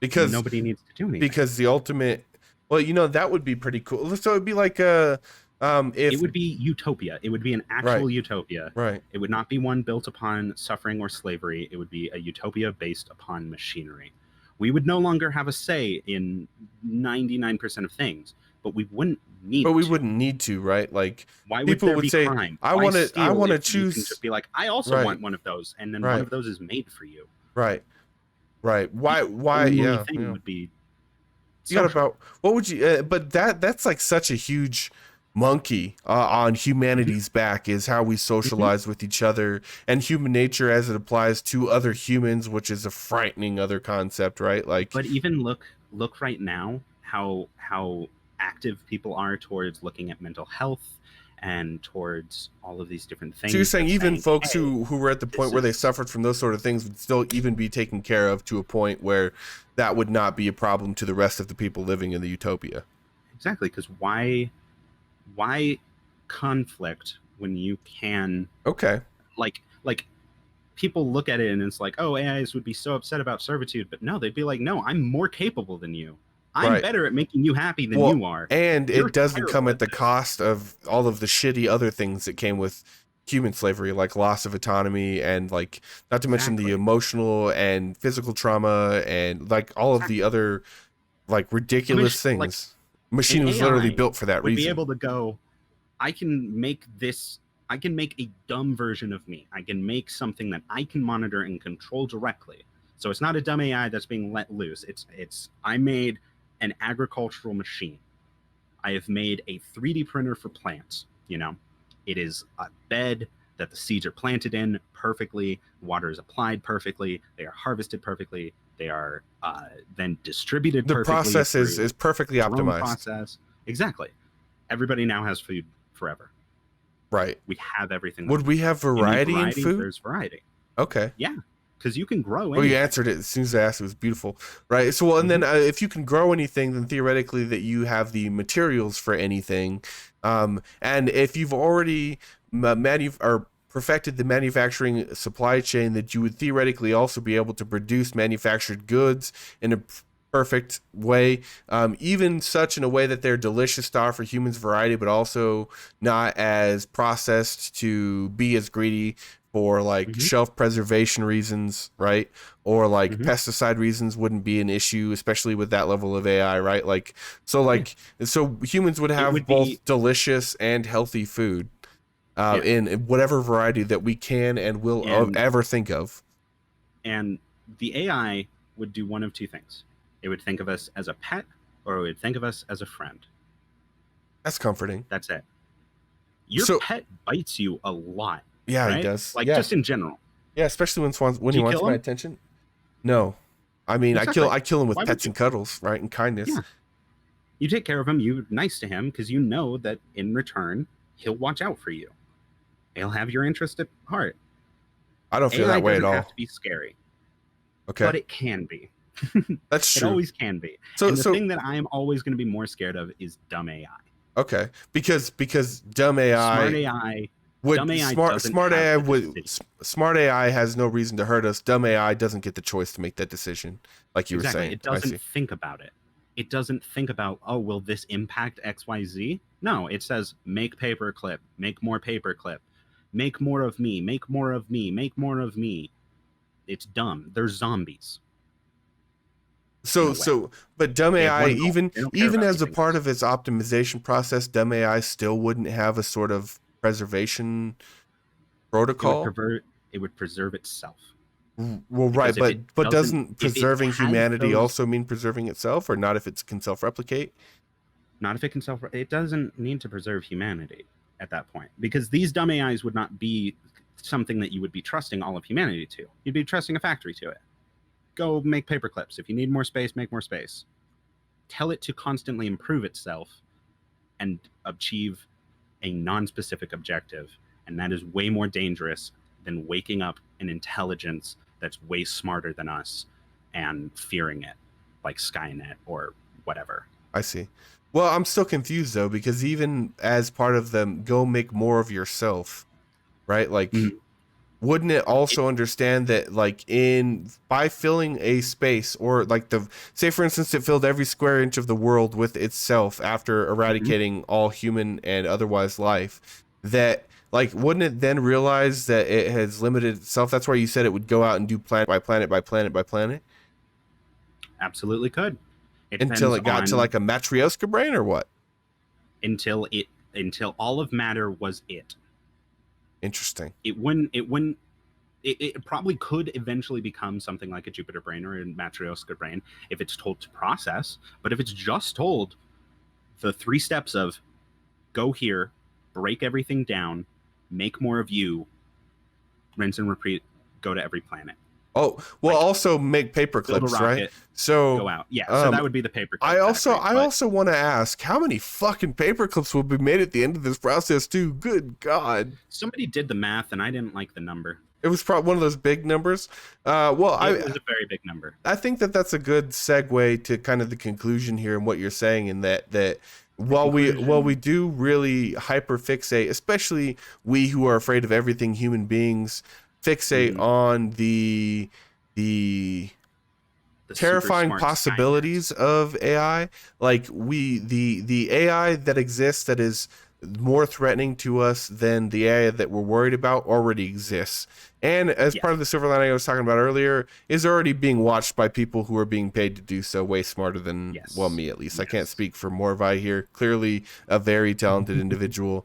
But like we're on it is the point. Humans are on it, right? Like, before it takes someone who does not have humanity in their mind when they make something to destroy the world. And while those people exist, they seem not to be the majority, even though people like are hateful and do some stupid shit and say some stupid shit. Ultimately, when push comes to shove, they're usually not in the same boat of people who hate everybody. They're usually just trauma damaged, sad, lonely people, right? Like, and honestly, the takeaway that I want everyone to have, and this is going to be my closing statement, as it were, as far as this discussion goes, don't fear super AI.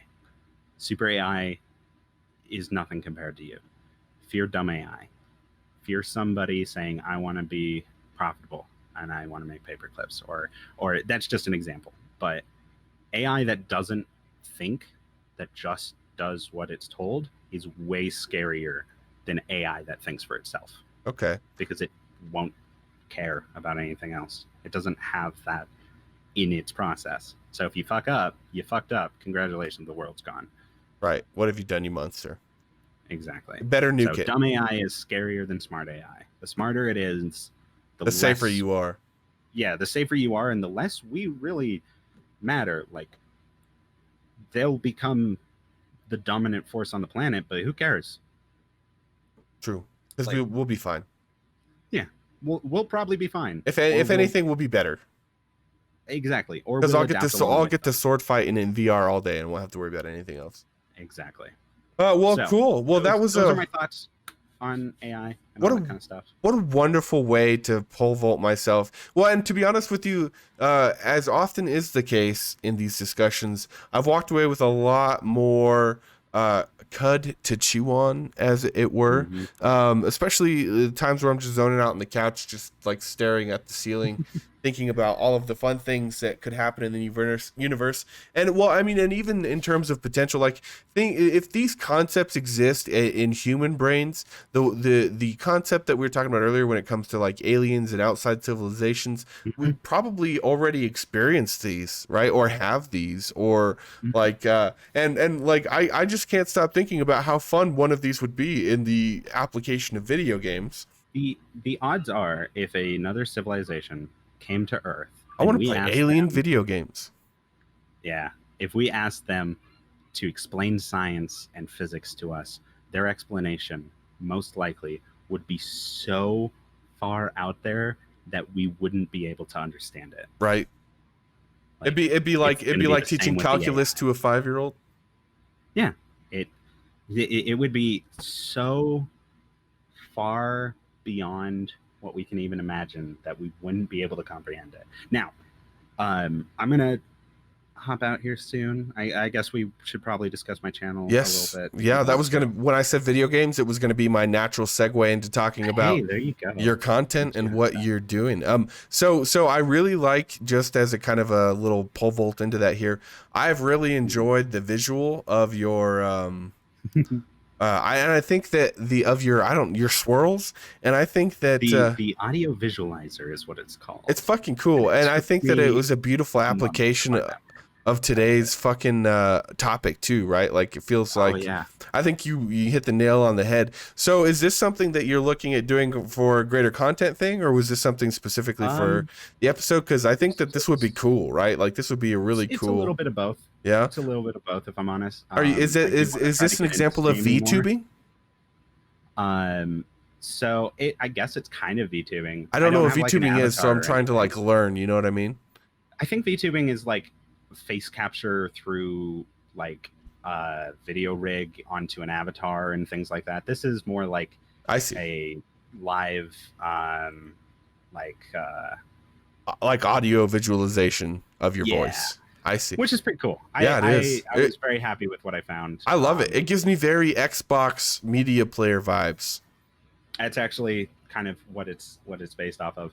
So I'm gonna for anyone who's watching, I'm gonna unfortunately take away the curtain of me being a wild voice in a void, and I'm gonna just show off some of the other things that I've found this thing can do. Okay, yeah, send it. Because there are a lot of different ones. So the ones that I'm going for, I wanted to find something that was very, very simple. But I love it. It's my favorite one so far. So, holy shit! Yeah, it just keeps going. And they all do this very similar thing where it's a design that moves with your voice. All kinds of stuff. Yeah, so it's designed originally to go with music, but I have it going to my microphone right now. So normally it would be like you play a playlist and blah blah blah. Can you send me this? Can we have this link? Can you share this? Yeah. So you're not gonna. Are you? You're not gonna be able to post it in chat unless you're. I can do that. A sub. If you're sub, you won't get banned or timed out. But if you're not, post it anyway, and then I'll copy and paste it. Sub. What a shameless plug, huh? You better. Okay, cool. And then you can set that to play on your microphone to music. Or for music. And then you know what I'm going to do with this is I'm going to put it on. I'm also going to. I wonder if one of the reasons I ask is I wonder if you can also contribute art to their website as a creator. I believe so. Because I know somebody, especially our guest from last week, Optic Flux, who would maybe be interested in that. That'd be dope. Because you know what I want to do is put that on the fucking big TV and just rave out on a Friday night. You know what I mean? Oh, just fucking put on some loud ass, some house music, put that one on, and just fucking veg out, dance around the living room. Wouldn't that be fun? I would love that. So let's see. I'm gonna toss it on to Flexi and I'm a DOC organic and see what that looks like. Oh wow, that's trippy as fuck. Oh yeah, that is wild. So I'm just the right amount of high for this too. To the sound, so and it actually will like interact with that. So it did seem to get a little bit more violent. So all of these will just, and you can have it cycle through presets and randomize it and all kinds of stuff. I just found one that I liked that wasn't super complex because I needed it to be simple for that. But it was perfect and definitely distracting for the show in the best possible way. It was a cool visualization to help me. That one's fucking crazy. This oh my god. Wild. Good Christ. Even when you talk too. That one hits all the RGBs, doesn't it? I bet you tripping balls looking at that one. You'd feel like you were traveling space. I need to know what this is. This says Hulk Spirit Come. Do it. Spirit Come? Okay. Spirit Come. That is. I don't know if it looks really. You would call it. I would call that like Hulk overexposed film. Yeah, very much so. I think that person's just got some Freudian issues here. Is it? What is happening? So this is wild. This is Bob Ross finally loses it. So, I'm gonna not do this anymore. Can I back to being normal? Oh, nice. Did you have like a preset? This one's simple. It's just arrows. This one gets oh, I see. Okay. This one gets complex when you need it to, and is simple when you need it not to be distracting. And it reminds me of like smoke and wind and stuff too, right? Like yes, you do, Optic Flux. I'm glad you're here. Optic. I would. So Optic, I'm gonna post the link again. Oh wait. Chat with me. a little bit. I would love to have like a custom one for streaming Oh and my God. such. Have you seen Optic Flex's So art? I could commission something. I have not. Okay, let me get you an Instagram link. Hold up. I got it right here on the Sunday Tea with Bowborne in the Archers spreadsheet. Oh, maybe I don't here. I didn't update it because I'm a noob. So But I'll while do you that do right that, I'm now. going to talk a little bit Too about late. my It's in the channel. chat. Bam. Talk about your channel. Tell us about what you do over at Morvi's Menagerie. I pretend that I'm a streamer. So I unfortunately don't have a lot of time for streaming and stuff like that. I'm going to try to start doing stuff on Saturdays. One of my favorite games, and one that comes into my knowledge of a lot of these things, is a game called Stellaris. It is beautiful. It is Oh, I've heard you civilization in telling us space, about and that game. Yeah. it is my absolute favorite game, and it just updated to 3.0 2 days ago. Ooh, that's exciting. That's So, probably got yeah, all your time. Oh yeah, I'm actually going to be hopping into a game of that where I am playing as a driven assimilator, so the Borg, coming from a birch world built around the galactic core and spreading outwards to eventually destroy the galaxy. Heck of a goal, friend. What's that? I said heck of a goal, friend. Yep, because the newest update included a DLC called Nemesis, which allows you to become the Crisis and literally blow up the galaxy. How fun. I'm very excited for it. Yeah, so it is good that you read all of those poison control manuals, is what I'm hearing. Yeah, it's very good that I read those. Always read your labels when using a chemical. And the SDS, Google it. Safety data sheet. If you need a Google it. SDS, yeah, Google your SDSs. So what are some other mediums that people can find you on? You said you don't have an Instagram, but you're on Twitch, which we posted the link above. You can find me usually on other people's streams, because you're quite a guest, aren't you? Is show up in other people's streams. Fellowship of Awesome. This one, I am the voice in the void. I don't have a physical form. No one has ever seen my face. MacG, I have never been invited. Whoa. And I would love. You heard it here first, folks. Streams, but I'm pretty certain. Isn't most of your content in person? Well, no. So MacG does well. MacG has a wonderful game of Skybees Minecraft going on, which all I understand of it so far is that there's no ground, and it's pretty fucking cool. They've got a very cool fucking base, and then yes, MacG does some really awesome mini painting that I've seen so far. Very great way to spend a weekday morning for those of you who have not seen MacG stream. That would also be the unfortunate part. I do work during those times. So I do too. I have the fortunate ability to have him on in the background while I'm working. So I need to start doing that. That's what I need to do. Just throw it onto my iPod. Not iPod. What am I even talking about?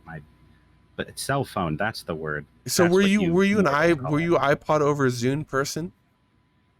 I didn't know about the Zune until it didn't exist anymore. Oh, really? You're missing out. That was a heck of a machine right there. I mean, I certainly believe it. I just I don't listen to music very much. It just in general. Interesting. Yeah. I've heard just not a music person at all, huh? That's so interesting. I've never met anybody that's not an interest. Sure, but it's not like your go-to to fill your the most beautiful thing I've heard was that art is a way to decorate space and music is a way to decorate time. Clearly, you just decorate your time in other ways. So my time is so decorated within my own skull. No, usually I listen to Let's Plays podcasts. Okay, so you're using consuming media auditorially while you're doing things like playing Stellaris, for example. But it's just not of the music variety. Typically, it's of a different variety, such as podcasts or, like you're saying, Let's Plays. Okay. I do enjoy a lot of different kinds of music, especially. I'm gonna just continue to simp for this game. Send it. Stellaris' music. I love their music. It's like synth orchestra. It's so good. I love their music. Let's do this right now. Hold up. And added so much. Stellaris? Yep. and Complete soundtrack. Here we go. it is so good. We're gonna play. If you're a fan of 40K, you're gonna like Stellaris. If you're a fan of Star Trek, you're gonna like Stellaris. If you're a fan of space, you're gonna like Stellaris. It is the space opera RTS 4X game of your dreams. That sounds really fun. I don't Or see. I was never like a Civ person though, right? Like, Mhm. and RTSs barely capture my attention, barely. StarCraft, and it was only because all of the stuff in StarCraft looks badass, right? Like, I'm definitely a golden retriever gamer boy that has to have his attention captured.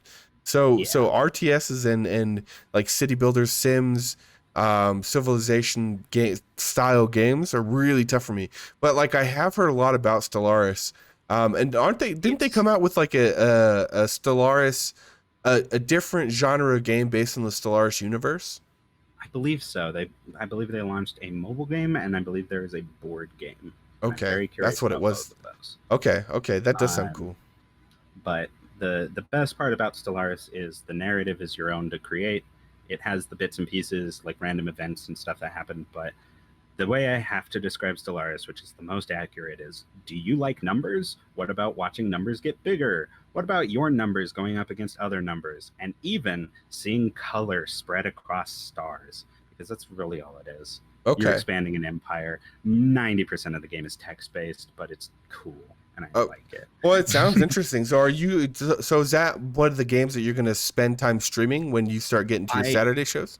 I am hoping to every Saturday do a continuation of like Stellaris and things like that, because like an average game through Stellaris can be 60 plus hours. Like they're long, they're a commitment. Good God. I've finished a Stellaris match like 3 times, and I'm going to pull up the actual numbers real quick. What's the fastest Stellaris game ever played? Is that a Google? Should I Google that? I mean, you could probably Google it. You can change the end game date, and you can speed up the gameplay. You probably aren't going to win, though.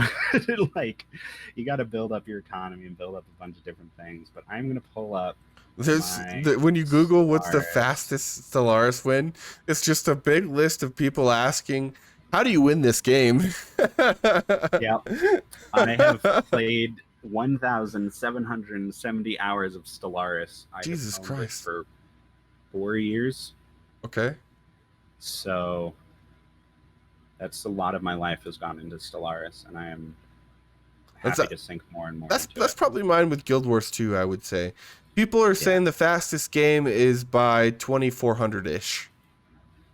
Yeah. Is that a year?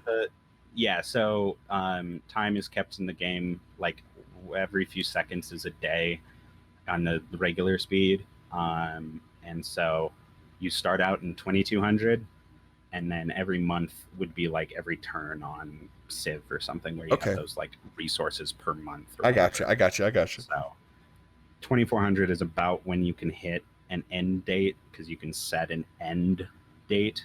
But you have the mid-game crisis, which could be the Grey Tempest, which is a form of the Grey Goo, the nanites coming through from this pocket of stars that was disconnected from the galaxy. You can have interesting Great Khans waking up, effectively a bunch of mercenary tribes all come together under one great ruler and just decide we're going to take everything.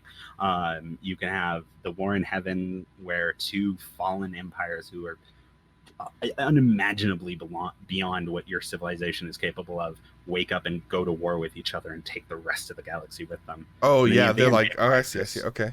Wait, the what? What was the last one? The end game crisis. It is one of 3 potential ways for all life in the galaxy to be threatened. Wow. And you either defeat it or you don't. But that sounds right up your alley. Doomsday episode. Politics, there's a lot of technology. There's a lot of open-endedness, and there's a lot of exploration and strange occurrences and all kinds of stuff. So I love the game. Stellaris. We're just gonna. I'm gonna click it here. I'm gonna see if we can find like a good YouTube breakdown here. Absolutely. A-Spec is one of the YouTube creators that talks a lot about Stellaris, but it is a complicated game at first, and then Base game trailer. Here we go. Once you get beyond that, holy shit, that's loud. Do you dream of the stars? The vast unknown. It's pretty. Holy shit. Hey, is that a Dyson sphere? That is a ring world. The Dyson sphere. Well, I might be a bit far behind. Whoa. Let's see. That's no, I was thinking of the ring world. You're right. Yeah, the ring world. There are Dyson spheres in the game, and they are the greatest source of energy that you can have. Cool. Energy being like the currency. Yeah, yeah. But yeah, it's my favorite game. You got pulsars, you got magnetars, and you got all kinds of that weird is really pretty space things that happen. It's like it's space Risk. Pretty much, it's space Risk, and you're all fighting for control over the galaxy. I bet you Torgoth would fucking love this game.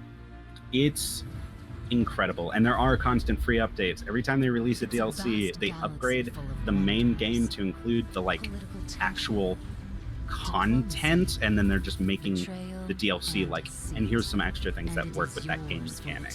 Oh, cool. So the game mechanics are free every time they update. That's pretty cool. The DLC is just this adds more to it. And there's a whole bunch of levels of meta. Jesus Christ. Weapons and there's a big variety in different faction visuals too. That's pretty neat. Mm-hmm. And all of that is something that you design from the base up. That's pretty cool, man. You select this is what our buildings look like. This is what our ships look like. This is our species. These are the traits that our species have, and all those different traits interact with different resources and variables within the game. So you can perfect species through genetic engineering, or you can become robots, or you can become psionics and become you can become a subscriber to using your Twitch Prime to Bowborne. There you go. But you can become psychics that are using the realm of the mind in order to manipulate reality. It's such a deep game, and I love it. So let me say this. Much. I would be absolutely intrigued to watch you play this on a Saturday. So because my Twitch notifications are weird, please make sure that you make this big social media blast when you tell everybody that you're going to play Stellaris, because I would be interested in seeing this game up close. Though I do get like we talked about earlier, the RTSs are slow for me. It's hard to keep my attention. So I'm not just going to go Google some other fucking content creator for this. I'm just going to wait till it's somebody I know, so I have that additional layer of interest. You know what I mean? I will say there's a lot of downtime in the game when you're waiting for stuff to happen, which is just, it's true for a lot of 4X games where it's I'm waiting for my resources, I'm waiting for this, I'm waiting for that. But then shit happens and you're like, what the hell is going on? And the different weird things you can find throughout the galaxy are wonderful. So I'm going to do probably a vanilla playthrough next weekend is my plan. All right. Yeah, I'll be there. I want to see that. For those of you who, sorry, keep going. The only other thing I was going to say is I like their business model as well. So and that's that's a big part of consumption for a lot of people these days too. So that's pretty cool. Like I said, they're giving the free updates to anyone who owns the game. They're backdating content to previous DLC. So if you already own that DLC, they add more things to that DLC without charging you. So that's pretty cool. Very uncommon thing for the gaming industry. It's very uncommon. They try to not lock anything behind multiple paywalls. So if you're, there's this one piece of content that's going to come out with this update, and it's going to be something that's connected to a previous DLC. You don't have to get the new DLC to get that previous DLC content. The update itself to the game is a free update, and then the new DLC just adds more content, and they add more content to the previous DLCs. Oh, so nice! Always free stuff is getting upgraded. That was a really long way to say free shit, bro. Yeah, free shit. Who doesn't love free shit? You already own. That's you awesome. Don't have to pay more for it. That's really awesome. Change the prices. They're a good company, and they listen to their community. Every single time they update the game, they try to make it an open API for modders as well. they encourage modders coming in and adding their own flavors to the game. Okay, They restrict cool. it, That which is is awesome. super cool. There was a modder that was super prevalent in their community for like updating the AI of the different empires and stuff, and making them, you know, more difficult and better at making decisions and stuff like that. And most companies would be like, stop messing with our game. Right. They hired him. Oh, He nice. works for them now. That's pretty He cool. works on the base game for them as a part of their company, which Well, is that's a super big cool deal. thing to And me, it's like a cool precedent to set for your community too. Like, hey, if you really want to contribute at the greatest level to this game, do so. And then, you know, it's like, obviously it is an example of do the job before we hire you, but really, like, that's the best way to build that kind of experience anyway. So, like, that's pretty neat. And they want to know what the community want out of the game. Right. That's a good way to get that too. They might make an update and the community goes, we don't want this. And they'll be like, okay, we heard you. All right. Well, that's fucking cool. That's neat. Yeah. So let's go play some of that. Okay. Do you want to is that all you want to talk about when it comes to your channel and stuff? I have more questions if you want to talk about it. I don't know how much. We're about half an hour over the. Yeah, we're about half an hour over the time I've already asked you for. I know we said we're going to go a little bit over, so I don't want to hold you past your time. But if you want to keep going, I figured probably I would go like another 15. I had a couple of questions related to in relation to your content and kind of your goals and hopes and dreams, etc. Yeah, absolutely. Well, cool.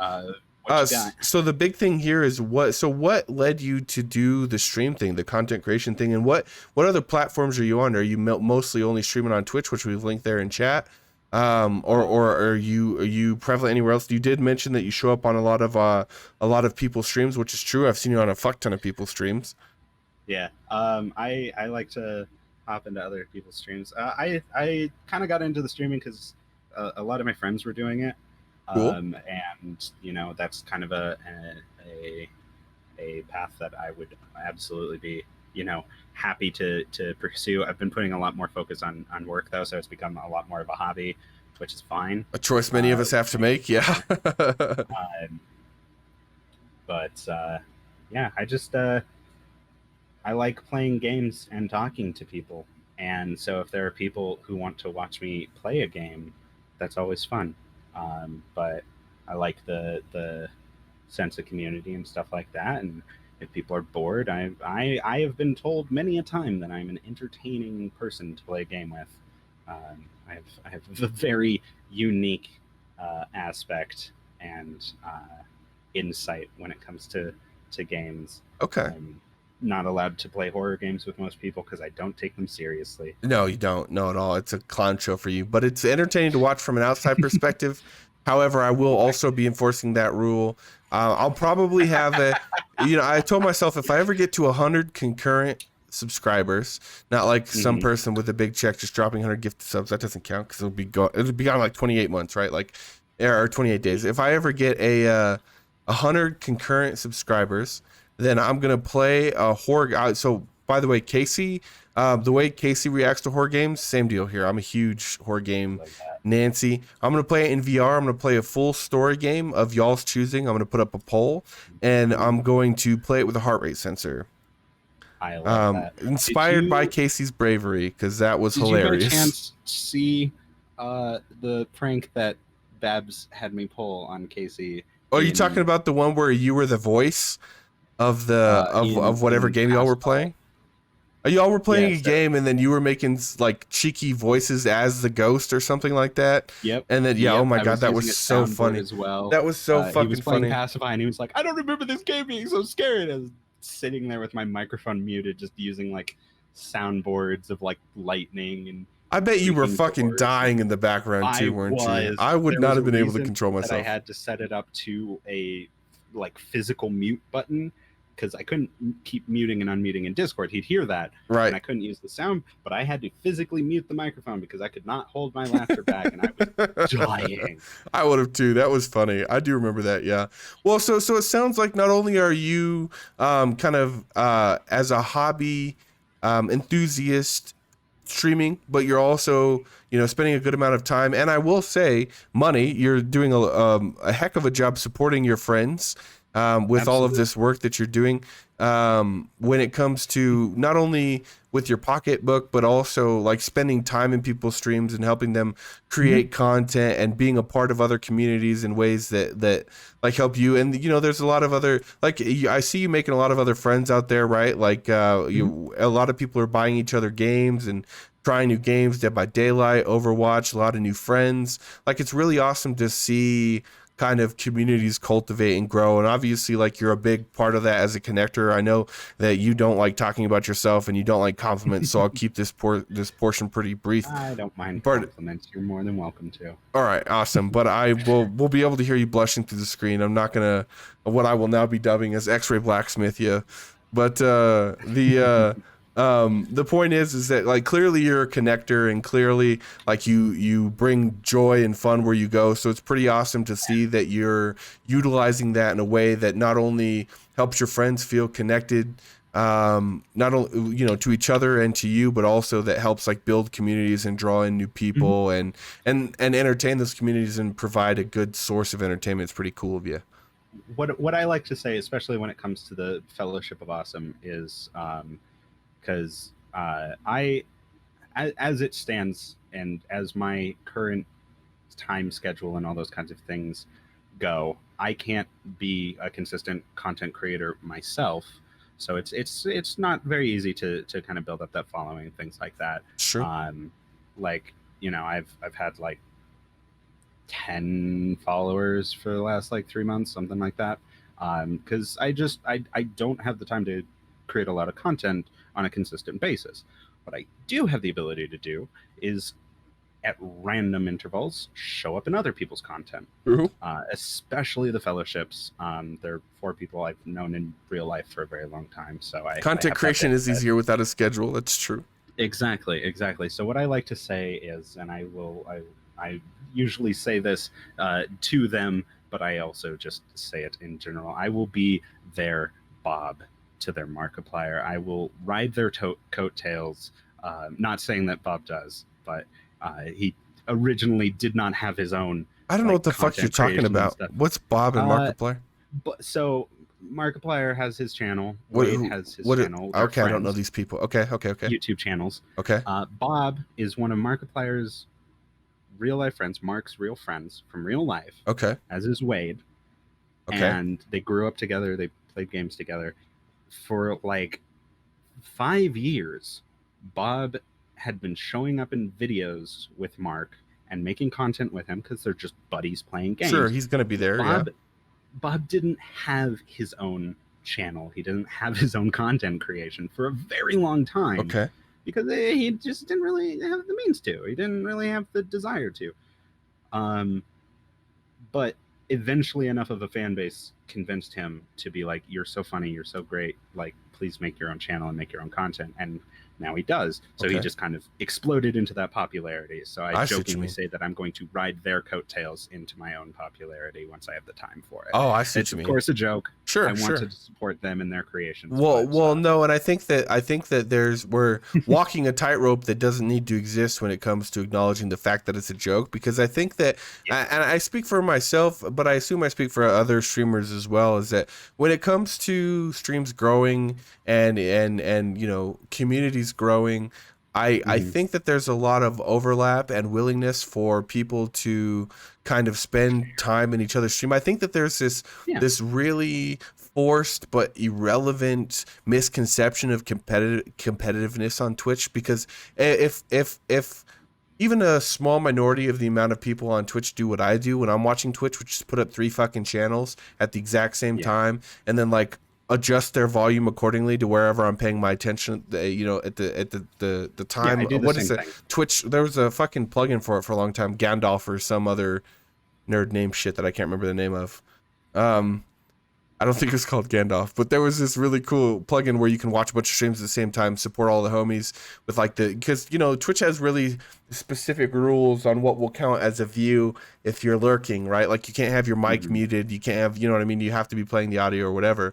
So like, I'll be watching like 3 or 4 Twitch streams. So I think that there's a unnecessary like theory of competitiveness on Twitch where there doesn't need to be. Yeah. So, and I think I know I speak for myself, but I think I speak for a lot of other content creators when I say that part of the joy of increasing your community and getting higher subs and more followers and meeting new people is the ability to be able to share that with people that you already know and raid the homies and shout out the homies. Like, that's a very specific portion of why I wanted to put this part in every one of my episodes, is to talk about the other person's creative endeavors if they wish to share them, because it's very important for me to shout out my homie's name for the rooftops. That's a very big reason why when you're like, hey, I need an artist to help me create a custom one of these, I was like, hey, I know somebody. We literally just had them on the show.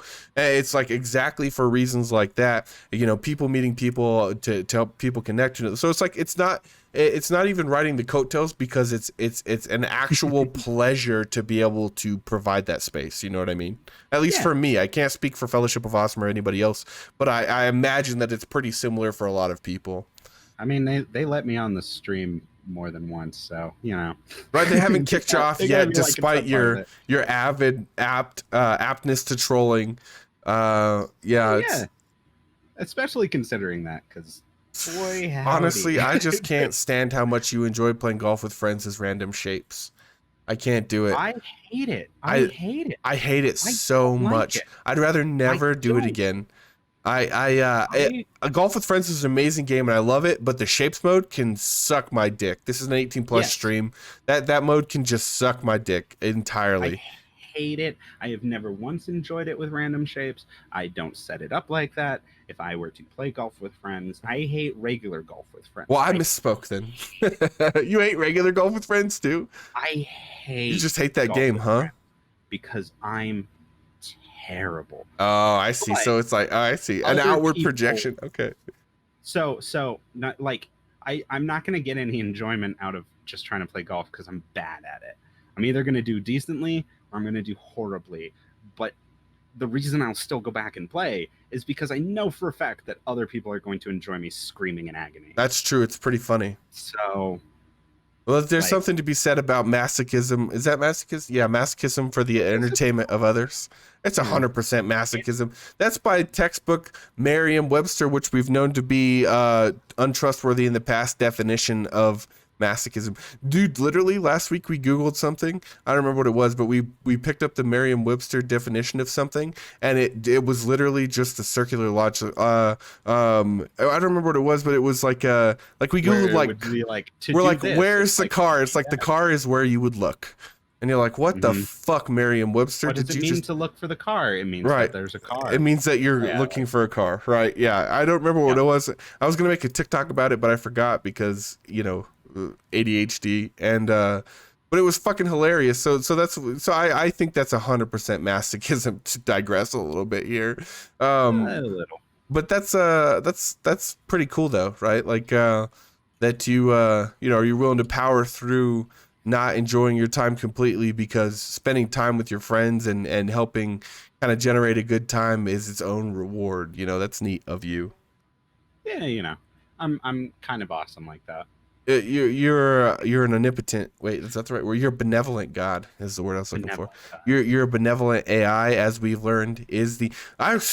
We have to have a part 2 or something about why a AI's nature would be towards kindness. It's still a bit perplexing for me. I would love to have a part 2 towards that, and it's you know, more so just kind of some of some of my own observations. It might not necessarily be kindness, but a lack of cruelty. Good example. Like, well, and those two, they are very different things, you know. That's a good point. We did talk about that a little bit last week with human nature, so we're still kind of rife with that information. Well, cool. That was kind of it for the questions. I kind of wanted to talk about why you do the thing. I had more, but you know, if we're gonna have you on again, we can kind of talk about them there. And we. I'd love to be back. We're very much so wordy bitches. I enjoy rambling about science and other forms of wildness. Well, and like we were talking about before, you clearly also enjoy helping other people create content, which is also what we're doing here, right? So it's a win-win. It's a good way to harness the energy of your star. Exactly. What's a fucking? I am. It's a deep way to look at that, isn't it? Right. But anyway, yeah. A question I like to ask everybody, except for Bruff, that one time I forgot. How do you feel like the time went? We've been chatting now almost for 3 hours. It's been a wild amount of time. I do want to use this soapbox to say we need to disassemble Mercury and build a Dyson swarm to power Earth. How would we transmit? I was going to ask how we would transmit that energy, but hasn't Nikola Tesla already perfected wireless electricity? I mean, yeah, and in space you don't have to worry about much interference. So you can use like X-ray beams and things like that. Like you can just blast radiation almost like a laser and then pick it up again. Like a satellite TV signal, but also for energy. So pretty much that's okay. So to be clear, your soapbox message is dismantle Mercury. You said Mercury? Yes. And how would Mercury dismantlement help us in this goal? What resources are on Mercury? It is mostly dense metals. And that's what we would need to create. If we strip mine the entirety of Mercury, hi Meg. It's a good time to come into the stream. Apart and use all of those valuable resources. It has a very weak gravitational field. Or gravitational. So we wouldn't be really detracting that much from the solar system. Yeah, I mean it's a small planet. Who needs it? But we wouldn't even need a rocket to get the things into orbit, because all you have to do is build a satellite and then get it into orbit around the sun. Which to get things into orbit around the sun, pretty easy, right? Just orbit anything else. Yeah. Right. Just send it in that general direction. The sun will do the rest. Exactly. Okay. Well, Mercury is already there, because it's close enough. So we'll just shoot a bunch of fucking minor drones at Mercury? Pretty much. You just start establishing some factories. You can use like some decent AI, not the paperclip factory level, but some decent AI. Be like, I am a bodiless. I keep saying this. I don't have a body. I'm just a voice in a void. Well, I'm really happy to give you all a visual representation of Morvi here, though. Yes, this is actually my webcam right now, pointed at me. It looks like I'm flowing backwards. That's just my matter. You know what would be cool is if you chroma keyed black. If you chroma keyed this for black and used it as your webcam for streaming, that would be cool. I'm kind of do it. Tempted. Just fucking do it. That would be amazing. I would watch your stream just to stare at this. I just want to have like some kind of circular, like outline for where my webcam would go, and it would be something like this.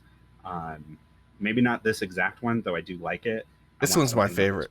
I would love you to send. I need you to send me the list information for this. Well, no, not just the website, because there's like 600 billion different of these options. I don't want to look for 3 months like you did. I want this specific one. You don't have to worry about it now for obvious reasons. But this. Fuck. Let me screenshot. Windows screen cap. All right, you're good. Go ahead. Geist, Air Handler, Kali Mix, Painterly, Tendrils, Color Vest. I think 444 was also a pretty decent one now. It's just a bit more active, but it looks cool. That one is dope as fuck. And it's way reactive to the voice too. Mm-hmm. That's really neat.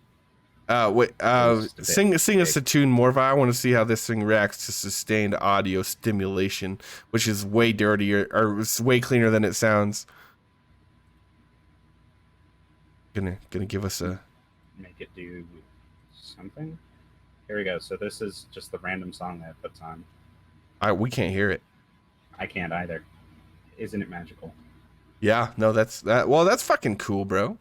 Well, I'm glad that you had a good time. It sounds like did you answer that question, or am I assuming? I don't remember. For the last 3 hours of your time. Oh yeah, I had a blast. Yeah, how'd the time go? How'd the time go, relativity speaking? Wow, that was a fucking weird sentence. I mean, it certainly went by, but I think two people prone to tangents, the time is going to fly. Well described, my friend. Two people prone to tangents, indeed. That's going to be the next hit talk show on Twitch TV, two people prone to tangents. Oh, yeah. It's going to be two ADHD individuals in a room, no topics, just really controversial subjects. Right. God, I could actually probably do that because there are so many things that I just jump into rabbit holes for. Well, we But, did it like 6 different times in our time, right? oh Like yeah, for every some fucking things that were topic. completely unrelated. Well, I mean, I would say covered- completely unrelated. We got there for a reason. You know what I mean? Yeah. Completely some of the unrelated, I jobs- think, would be subjective. Yeah. But we talked about aliens. We talked about It's cancer. true. It's true. We talked about We did talk about cancer. Halo.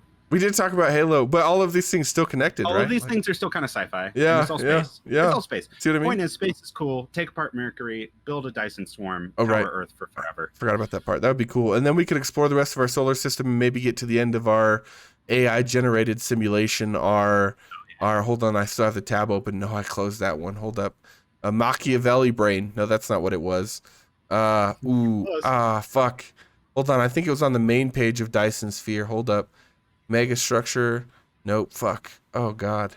It is a type of megastructure. Balls. Hold on, let's see. Maybe somebody will tell us here. And what is the purpose? Oh, here we go. This will help a lot. This will help a lot.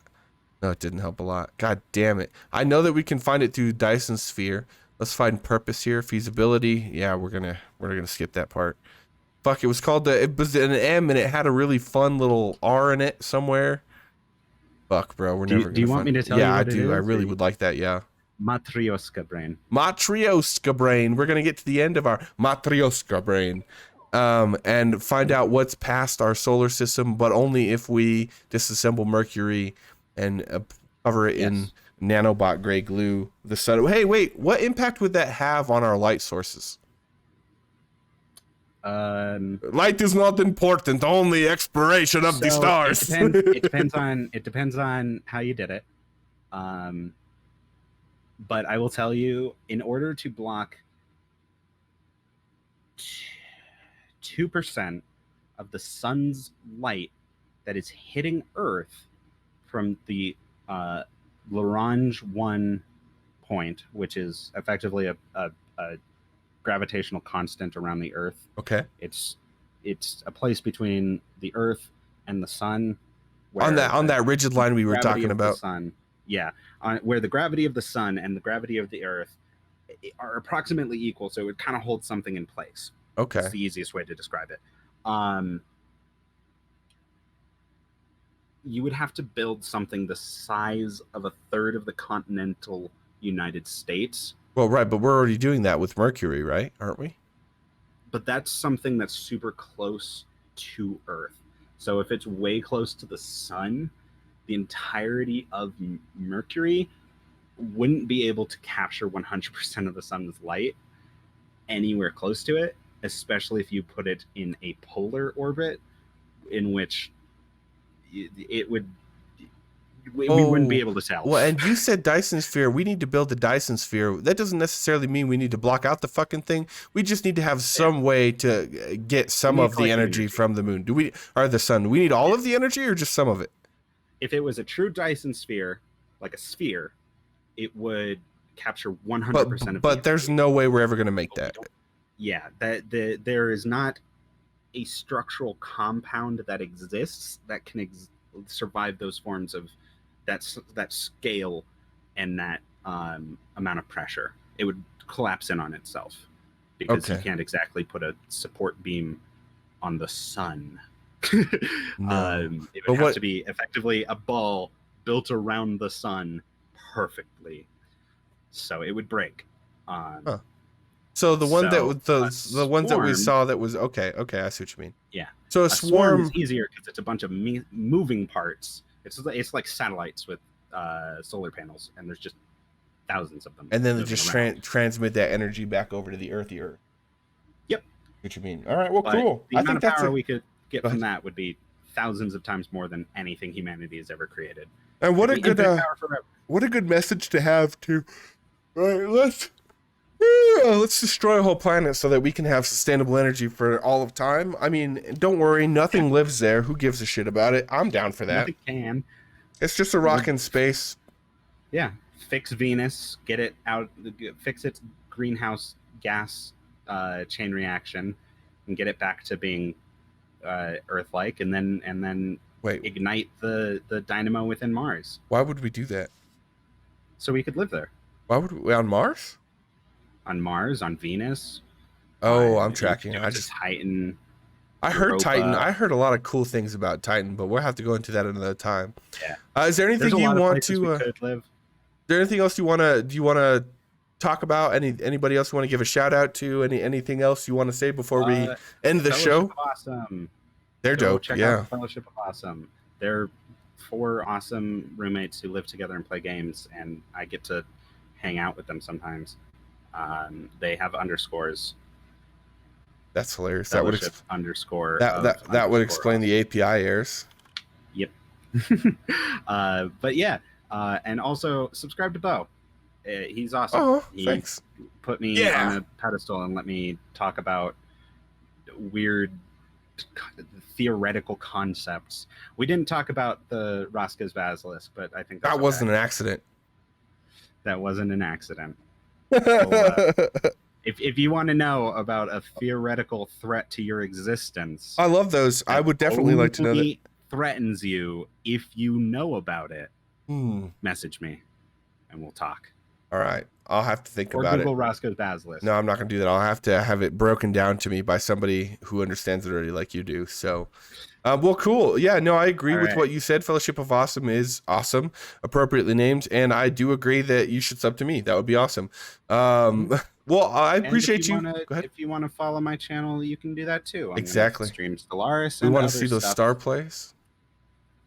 Yeah. What other stuff? Watch the. Just whatever you feel happens. Like. There's a link to Morvi's stream. Make sure y'all drop Morvi, the disembodied voice, a follow. Very obviously, as you can tell, captivating content. It's going to be a great time.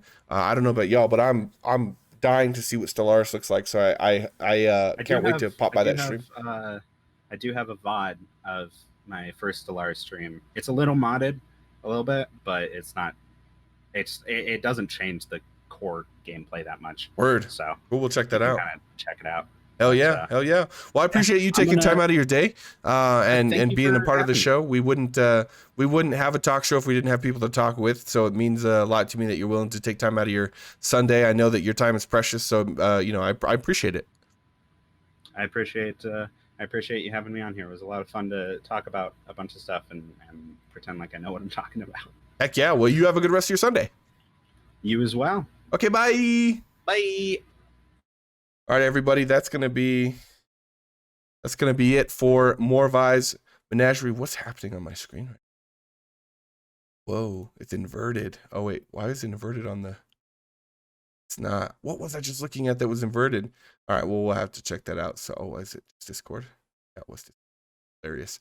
Anyway, that's the show. It was a very lengthy episode comparatively, but this because we started a little bit late and because we took a little bit of time for petty revenge out in the middle of the show, but I'd do it again. That was very fun. Everybody, make sure you have those notifications on for today.